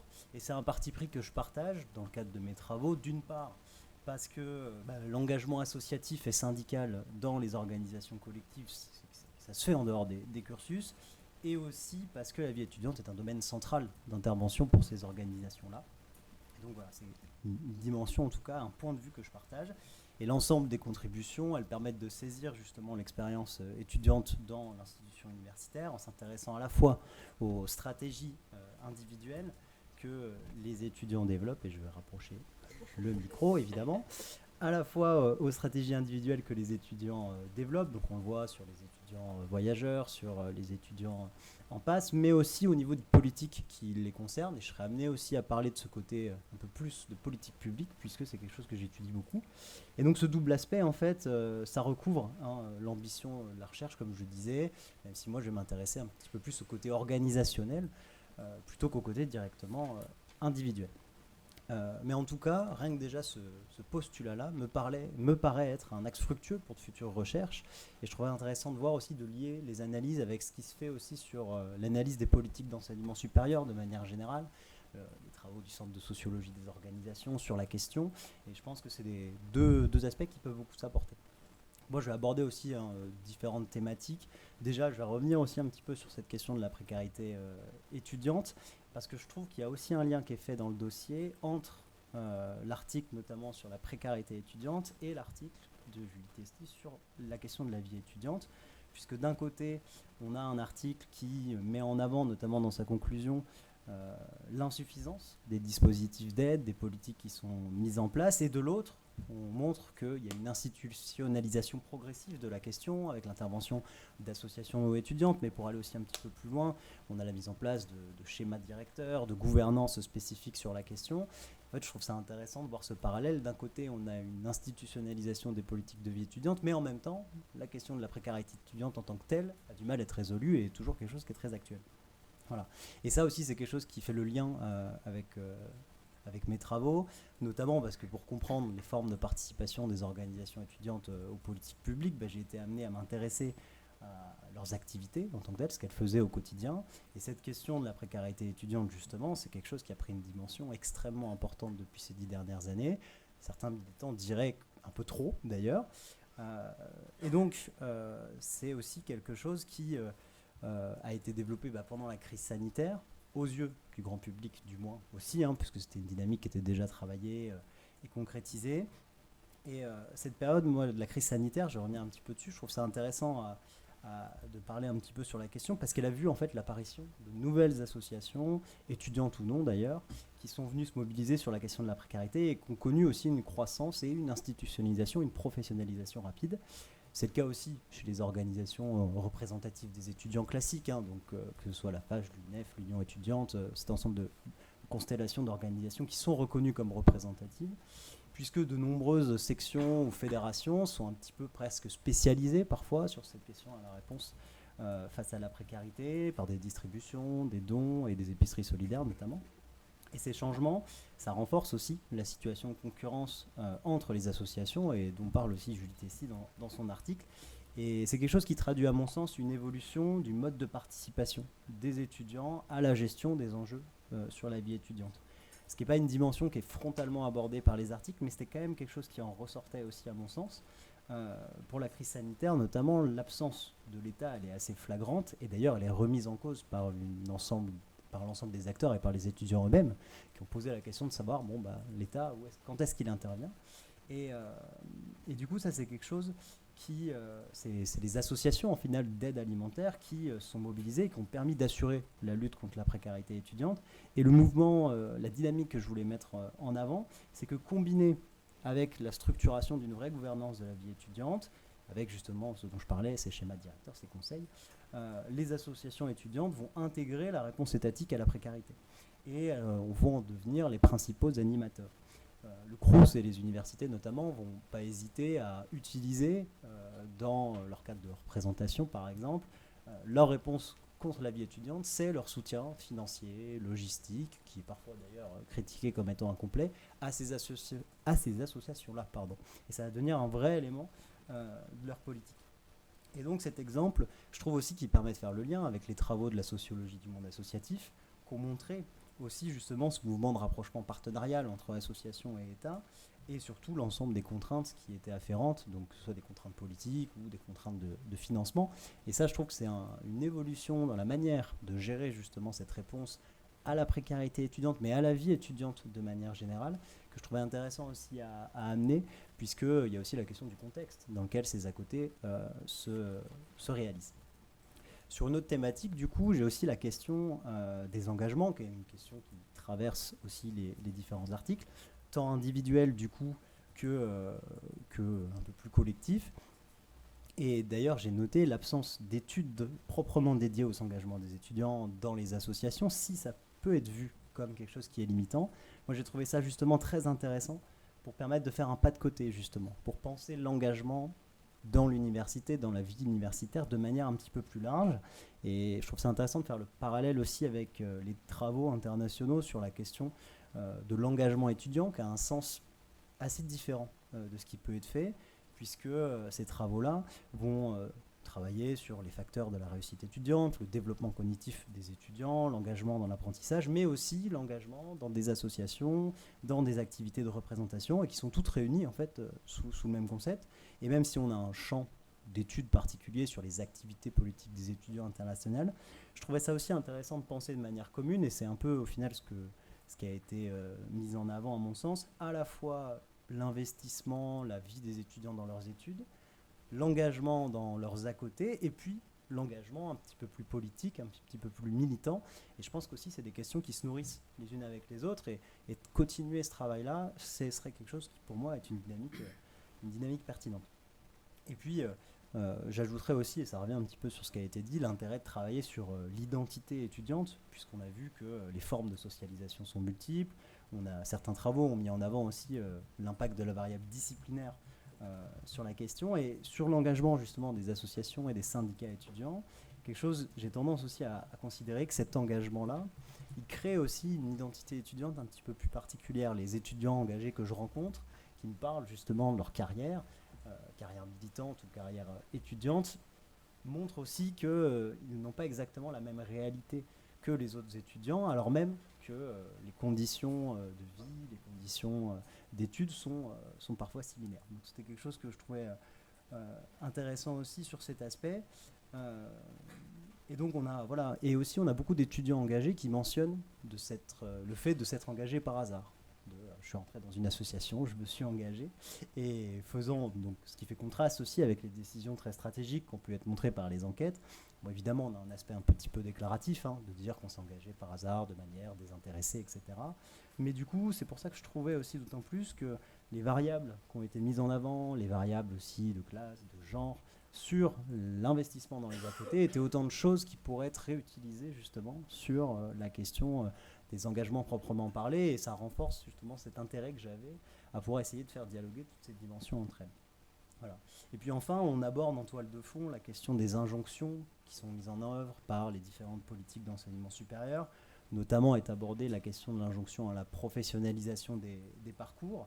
Et je dirais aussi que c'est essentiel de poursuivre les travaux qui sont amenés sur la question, puisque dans le cadre de ma thèse, moi je m'ancre sur le point de départ, à savoir sur le point de départ un petit peu inverse, qui est la question de l'apport des organisations étudiantes aux politiques publiques. Et donc je trouve que ce double mouvement entre les organisations étudiantes, les étudiants, leurs à côté et les politiques est une double relation qui est particulièrement intéressante à investir.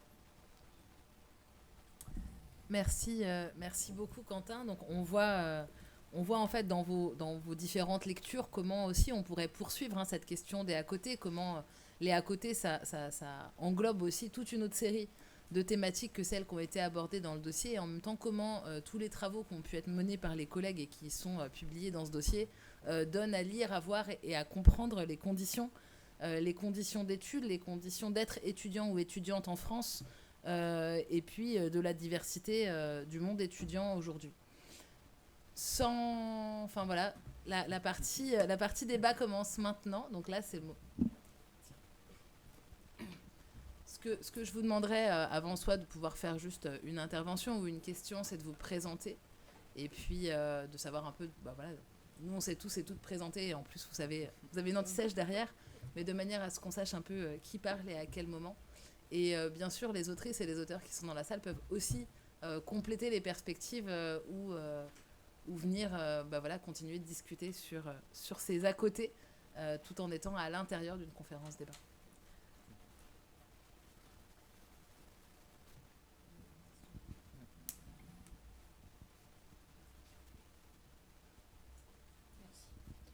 Je me lance. Donc, Dominique Monchablanc, je suis psychiatre et présidente de l'association des structures de soins dédiées aux étudiants en Île-de-France.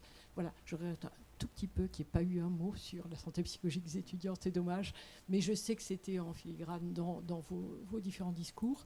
On se retrouve complètement, moi je me retrouve avec l'ensemble de mes collègues complètement dans ce que vous évoquez.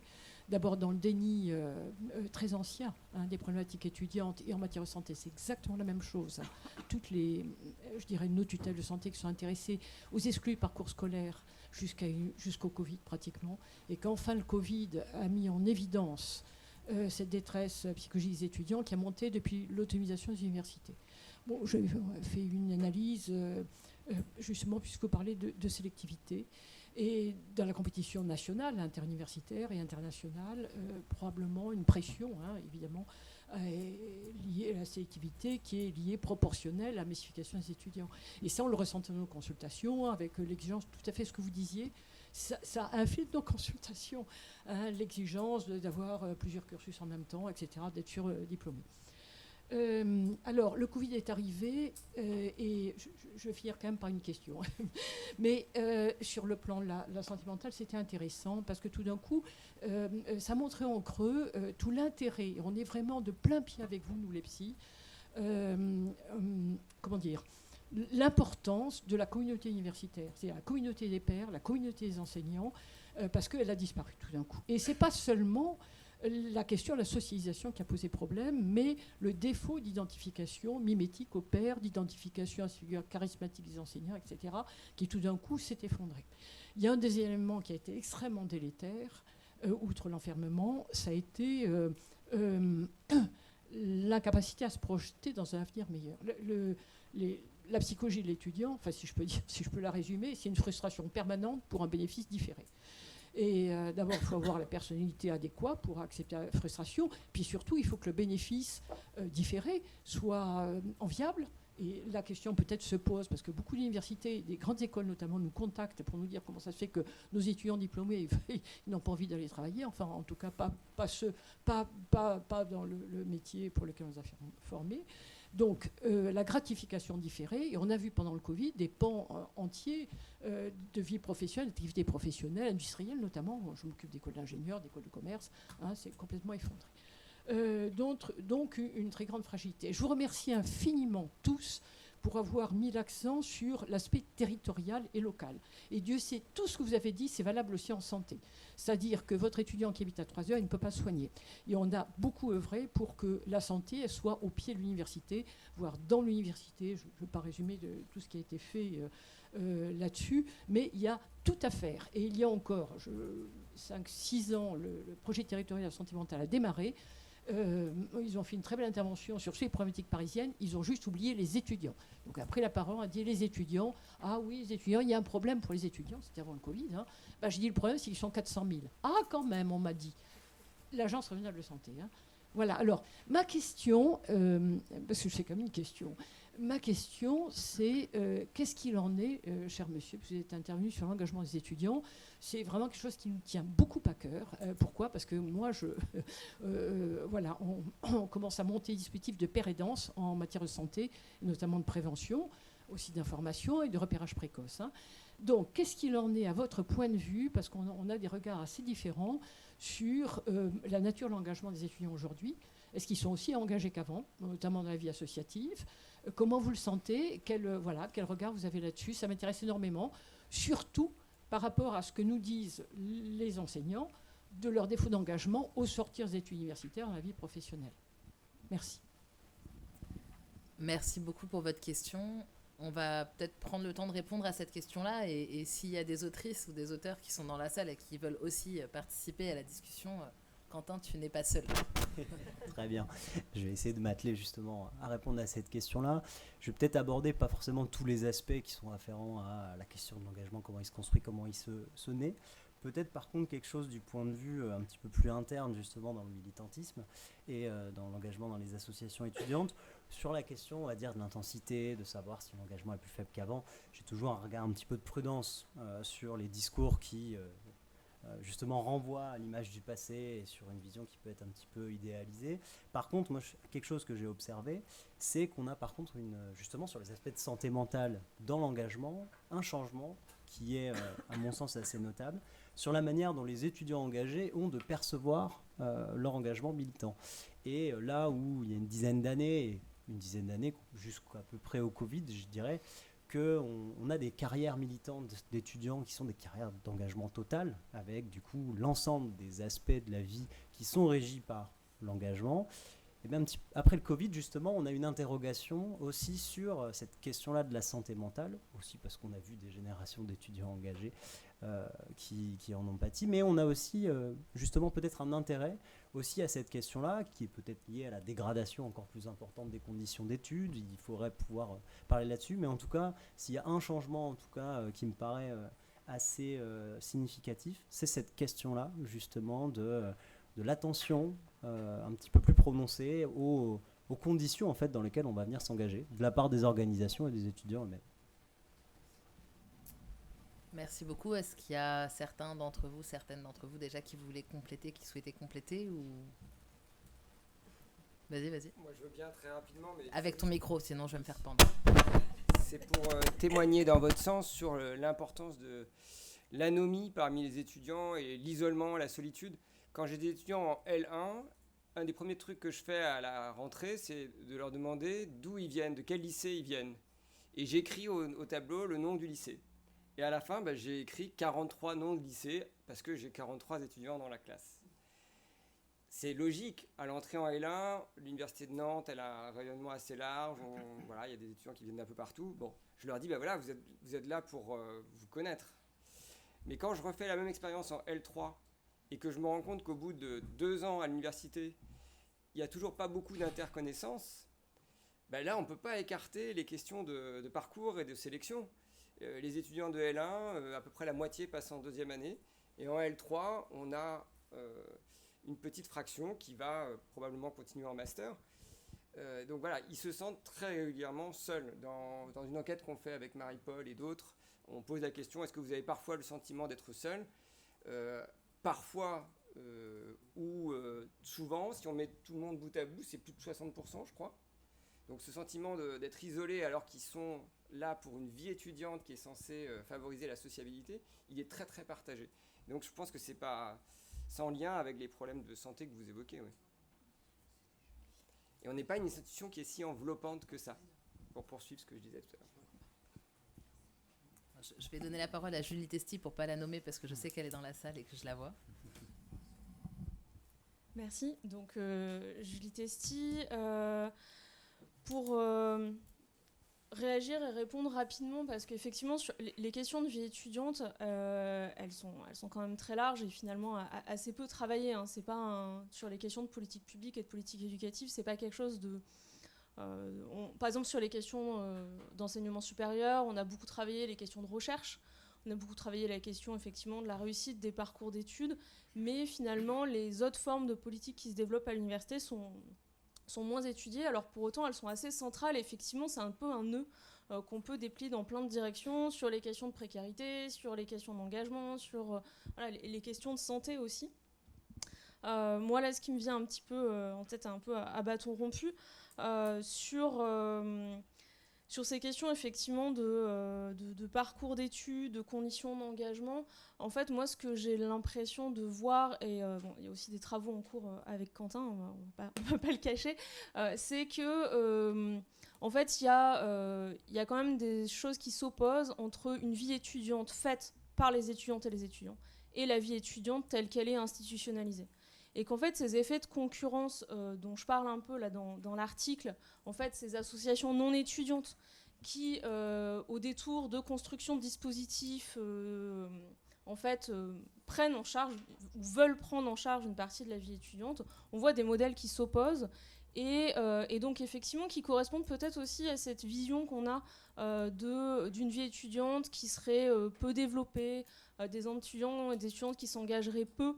Peut-être que finalement, plutôt que des étudiants ou des étudiantes qui s'engagent peu, c'est peut-être surtout des étudiantes et des étudiantes qui ne s'engagent pas comme on le voudrait, pas sur les objets qu'on souhaiterait, dans des pans peut-être de la vie étudiante qui sont considérés comme peu légitimes et qui sont peut-être aussi peu visibles de la part de l'institution universitaire. Et c'est vrai que quand ces associations non étudiantes arrivent en disant... Pour répondre à un besoin formulé de « il n'y a pas de vie étudiante, il faut faire quelque chose », et ben en fait, elles n'arrivent pas à avoir l'assentiment des associations étudiantes. Et si elles n'arrivent pas à avoir cet assentiment, c'est parce qu'en fait, les associations étudiantes, elles font le boulot du mieux qu'elles peuvent. Et en fait, ce qu'elles déplorent souvent, c'est le manque de moyens, le manque de considération. Et elles n'ont pas forcément besoin que des salariés leur prennent la main pour monter des projets. Et ça revient un petit peu à ce qui a été dit tout à l'heure dans la présentation sur cette espèce de scolarisation totale qui est effectivement dans ces dispositifs, j'en parle pas dans l'article, mais c'est vraiment lié. Il y a cette idée que effectivement la vie étudiante, et notamment les engagements, la participation à la vie étudiante, hein, c'est-à-dire les engagements associatifs locaux, doivent contribuer au parcours étudiant, au parcours scolaire. Parce que ça permettrait de développer des compétences que les enseignants et les enseignantes n'arriveraient pas à transmettre. Voilà. Des choses... voilà. Cette idée qu'effectivement, ça permettrait aussi de socialiser les étudiants à la vie étudiante et au métier d'étudiant. Et donc, finalement, que ces associations non étudiantes, en intervenant dans le champ universitaire, elles permettraient de faire la jonction de ces étudiants considérés comme précaires, comme éloignés de l'université, de les ramener vers des formes de pratiques légitimes, etc. Et bien sûr, en mettant ça de manière sonnante et trébuchante dans les parcours avec des crédits ECTS, et notamment sur les questions de santé. Hein, il y a des universités qui ont déjà développé ça. Et moi, d'un point de vue plutôt personnel, là pour le coup, j'ai quand même l'impression que ces dispositifs-là, ils invisibilisent des dispositifs existants. Il y a des associations sur les questions de santé mentale à l'université qui sont autogérées par des étudiants et elles sont juste peu visibles en fait parce qu'elles demandent peu de budget. Elles ne sont pas forcément inscrites dans les politiques institutionnelles. Merci beaucoup, Julie. Est-ce qu'il y a d'autres... Enfin voilà, la discussion est lancée, mais elle peut aussi être lancée sur d'autres thèmes et d'autres réactions sur... Allez-y.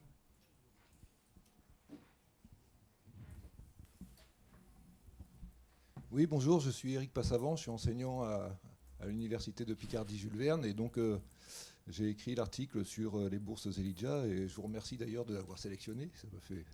J'étais très content de participer à cette aventure.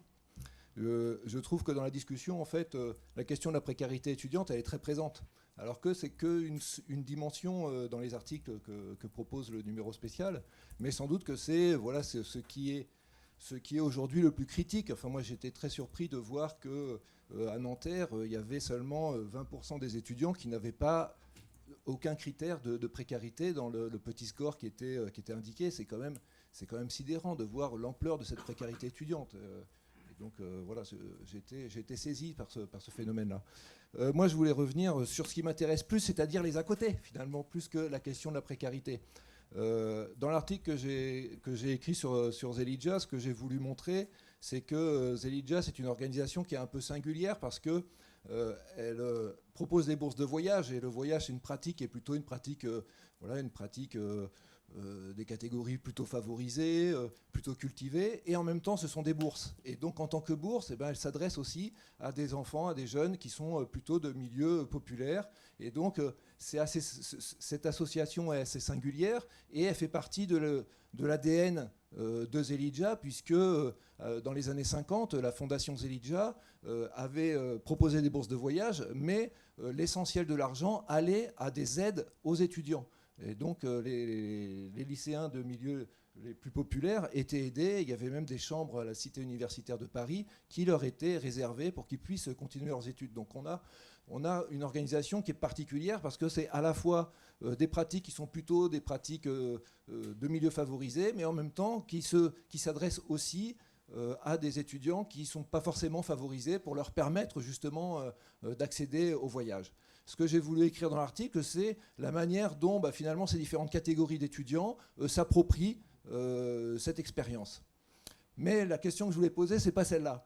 La question que je voulais poser, c'est que parmi ces étudiants qui sont plutôt des étudiants de milieux favorisés, qui font des belles études, ceux qui font des voyages Zelidja, en fait, le voyage va renforcer une espèce de passion pour le voyage et va leur permettre de résister à cette pression à la réussite. Et il y a un exemple qui traîne au sein de l'association d'un étudiant qui a fait Polytechnique et qui ensuite s'est installé comme berger. Et donc, ma question, c'est est-ce que vous, dans vos travaux, vous avez des éléments autour de cette idée que il y a aussi parfois des dispositifs ou des manières de résister à la pression. Alors, une pression qui peut être aussi parfois, qui peut avoir des conséquences psychologiques et qui conduit, alors là, chez les Zelidja, c'est souvent pour des raisons éthiques, c'est pour mieux s'épanouir, pour protéger la planète, etc., où on va s'extraire de la pression à la réussite scolaire pour emprunter des voies totalement différentes. Merci. Merci beaucoup. Est-ce que ça évoque les résistances à la pression, pas forcément exclusivement sur l'avenir des bergers ou l'origine de formation des bergers polytechniciens ou polytechniciennes, mais Moi, je veux bien répondre sans avoir de réponse du tout, mais juste peut-être pour revenir aussi sur cet article qui est peut-être vraiment sur les à-côté des études, enfin qui est par ailleurs sur les à-côté ou l'entre-deux des études, puisque en fait concerne des étudiants ou des post-lycéens dans cette phase de transition, et on voit bien effectivement ce que ces expériences font en trajectoire et de façon relativement indépendante, même si on voit bien qu'il y a des liens avec l'origine sociale. Donc ça nous a beaucoup intéressé de pouvoir lire cet article. Alors sur les résistances à la pression, c'est vrai que Marie-Paul l'a souligné, c'est-à-dire que le système français est caractérisé par une forte pression sociale à se placer en un temps limité, etc. Et que c'est aussi pour ça qu'on avait envie de développer ce numéro thématique. C'est essayer de voir justement si on peut penser des à côté des études avec une autre perspective et en changeant un peu le prisme. Nous, il s'avère qu'avec Élise Tenré, on travaille un peu sur la question des césures. Est-ce que c'est quelque chose qui nous intéresse ? Essayer de voir un petit peu dans cette logique, est-ce que les césures peuvent être perçues comme un temps d'expérimentation, un moyen de se trouver, etc. Bon, pour l'instant, ça marche pas. Mais c'est-à-dire qu'on travaille un petit peu, notamment en lien avec les perspectives professionnelles, le rapport à l'emploi, etc. Essayer de voir si le fait d'avoir eu des expériences d'interruption d'études, de césure, sont susceptibles de générer des formes d'engagement dans le travail qui sont des formes d'engagement différentes dans le travail. Bon, c'est peut-être encore un petit peu prématuré puisque ces types d'expériences restent extrêmement marginales, d'une part. et que quand elles sont développées, en fait, finalement, elles ont notamment, alors finalement, on n'est pas sur les approches scolarocentrées, mais sur les questions d'insertion professionnelle, elles ont un rendement qui ne paraît pas forcément très très bon, qui pose la question aussi de la reconnaissance de ces expériences par le monde professionnel. Et d'autre part, elles ne génèrent pas forcément des situations ou des rapports au travail particuliers ou un épanouissement plus grand dans le travail. Donc voilà, ça c'est un exemple parmi d'autres. Je pense que c'est un champ qui mériterait justement d'être investigué plus largement, comme vous l'avez fait sur ces expériences des bourses des ILJA et qui justement ouvre un peu ces perspectives de recherche. Mais on a une expérience qui là se fait de manière interstitielle, c'est-à-dire que ça n'est pas intégré dans les études, on n'est pas sur les étudiants Erasmus, on n'est pas sur c'est ce type d'expérience qui reste malgré tout encore intégré dans les cursus universitaires. Mais c'est vrai que ça a développé. Ouais, peut-être aussi juste pour rajouter là-dessus, c'est vrai que je trouve aussi que l'intérêt d'investir ces à côté, et notamment la question du voyage, c'est que ça peut être aussi des expériences qui vont être configuratrices de beaucoup de choses et qui peuvent permettre aussi justement de changer le rapport à l'institution universitaire et justement de négocier cette question-là de la pression universitaire de manière un petit peu différente. Et en parallèle aussi, que je trouverais intéressant, c'est que finalement, je parle beaucoup de la question de l'engagement des étudiants, encore une fois, mais je trouve que c'est un petit peu aussi la même essence de pouvoir offrir justement un espace dans lequel être à l'université, mais en même temps faire en sorte que la vie universitaire soit très différente. Et je trouve qu'il peut y avoir aussi justement des liens. Et que moi je vois aussi chez les étudiants engagés des manières justement parfois de contourner même la pression universitaire et de pouvoir justement un petit peu éviter ça par l'investissement dans des collectifs qui se font parfois aussi sur la longue durée. Et donc c'est vrai que je trouve qu'en tout cas la question de la manière dont les étudiants s'approprient la question de la pression universitaire et potentiellement ont des stratégies pour pouvoir l'éviter, ça me paraît quelque chose de très intéressant. Ouais, et on pourrait aussi se poser la question justement des stratégies de résistance face à la pression universitaire qui ne s'exerce pas du tout de la même manière, et je reviens encore une fois sur l'hétérogénéité des formations, mais aussi les objectifs et la concurrence dans les formations, et où les formations qui donnent lieu à des concours à la fin qui vont pas du tout permettre les mêmes formes de résistance. Et là, je fais un clin d'œil aux auteurs et aux autrices qui ont travaillé sur les étudiants qui sont en formation de santé, parce que effectivement, les formes de résistance qu'on peut mettre en place face à la pression universitaire en sociologie, donc a priori la discipline qui induit le moins de travail personnel et de moins de pression, même si pour autant ils trouvent qu'ils en ont déjà beaucoup trop. Quand on les interroge, ils râlent, on leur met des exercices en plus. Mais voilà, face aux étudiants en médecine, typiquement, que vous avez pu rencontrer l'un ou l'autre. Et là, je vous cède tout de suite la parole. Merci beaucoup. Je vais peut-être donc Audrey Chambeau-Redon, je suis une des co-autrices de l'article sur les étudiants en études de santé. Je dois te commencer si tu veux rebondir. Oui, cette question, la pression, moi je trouve qu'elle est assez centrale sur ce public très spécifique qui sont les étudiants en première année d'études de santé, donc avec un examen, ce qui est aujourd'hui un examen classant, mais qui s'apparente quand même beaucoup qui a des similitudes avec le modèle du concours, qui est quand même assez présent à différents niveaux des études supérieures, plutôt les études supérieures très prestigieuses françaises. Et je pense qu'une des dimensions qui nous intéressait, nous, dans les à côté, c'est qu'il y a de fortes injonctions pour ces étudiants-là, des injonctions institutionnelles qui sont relayées par les pairs, mais qui sont quand même des injonctions assez institutionnalisées à utiliser les à côté pour gérer, alors je ne dirais pas pour résister tellement, mais pour gérer cette pression-là.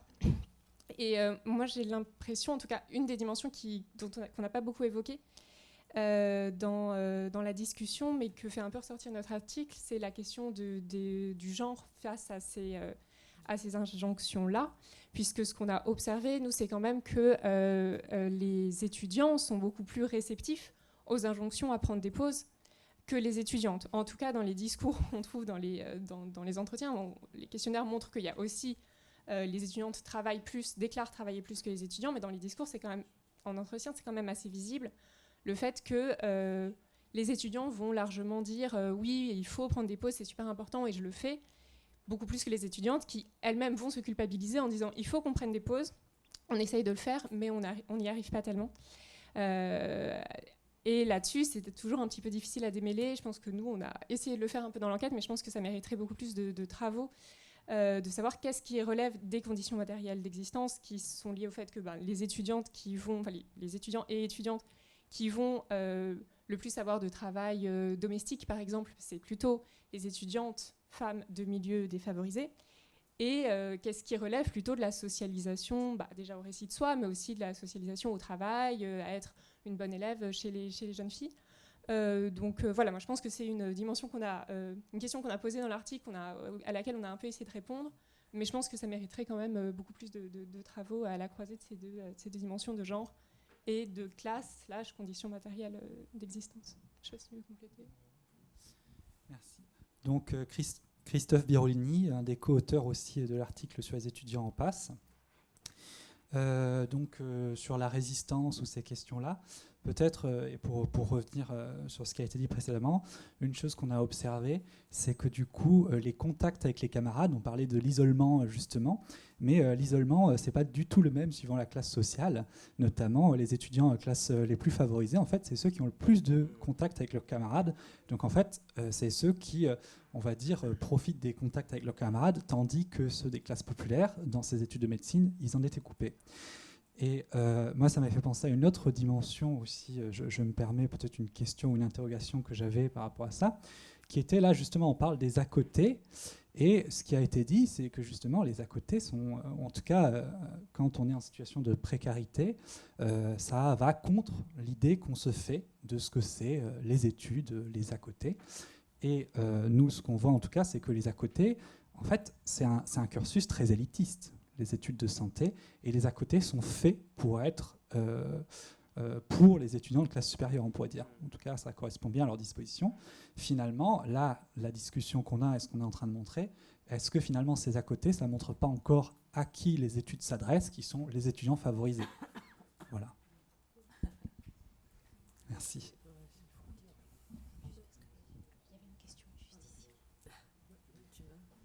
Oui, bonsoir et merci beaucoup pour les échanges.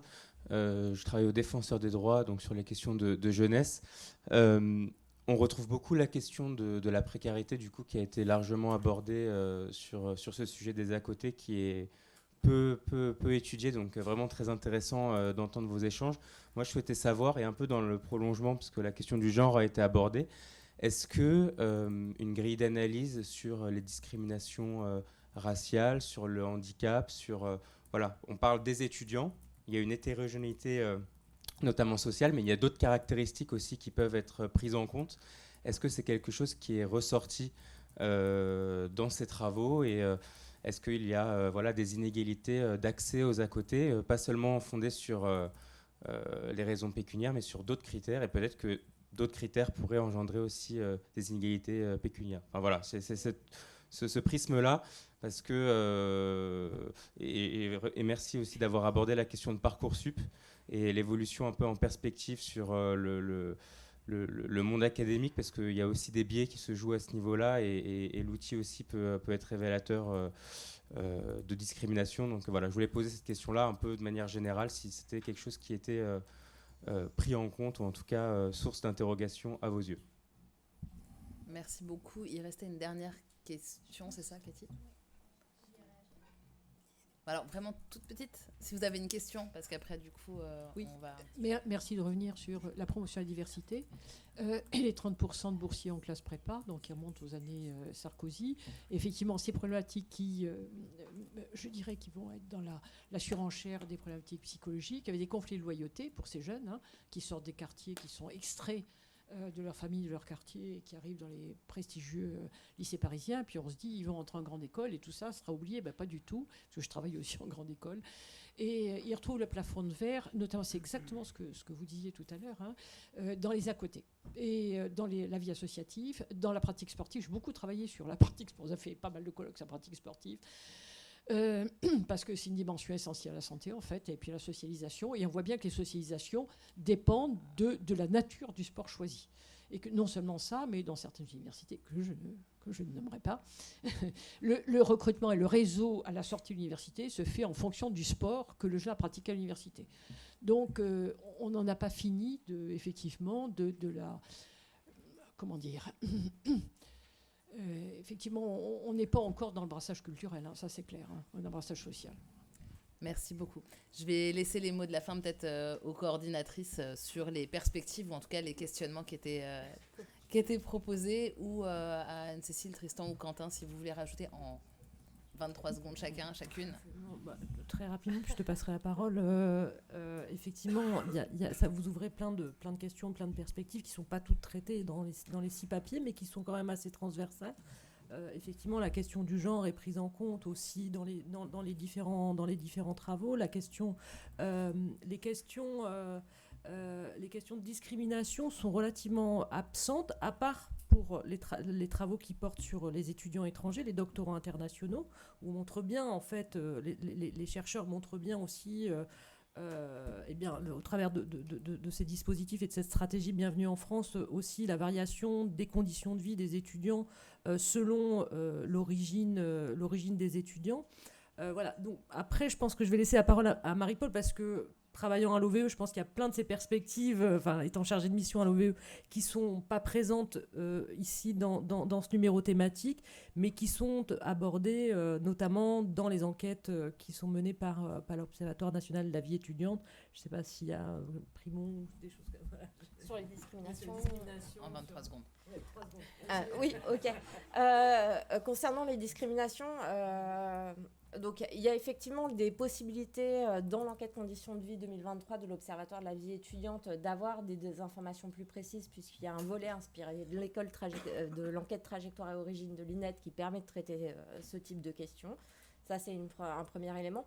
Après, ça dépend aussi à quoi renvoient les discriminations. Et en termes, pour revenir aux étudiants précaires, il se pose derrière les conditions économiques et matérielles, il y a la question de l'accès aux droits, aux services. Et on voit notamment par cette enquête que l'accès à certains services de santé est limité pour des raisons financières dans les déclarations des étudiants.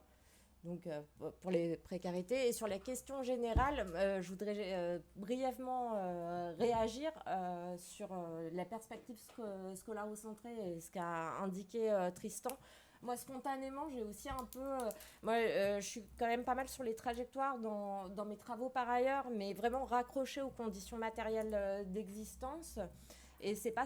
Effectivement, spontanément, je n'évacue pas la dimension scolaire, mais du coup, ce numéro est m'a vraiment amené à penser que c'est très inscrit aussi dans le modèle français de représentation de ce que doivent être les parcours étudiants, de comment on définit la réussite dans ce modèle, et que c'est pas le cas, comme le montrent par ailleurs d'autres travaux avec les travaux que tu réalises avec Élise Tenré, dans le contexte européen, où il y a d'autres façons de définir la réussite étudiante et d'autres places du coup, et je pense que les années de césure ou même les réorientations sont un sujet là-dessus, d'intégrer ou non ces accodés, ou juste de leur laisser de la place sans forcément les institutionnaliser. Ça rejoint l'article aussi de Julie Testi, où là, et dernière remarque et après j'arrête, quand on parle de diplomation aujourd'hui en France dans l'enseignement supérieur, alors qu'il n'y a pas d'épreuves standardisées pour connaître les acquis de connaissances,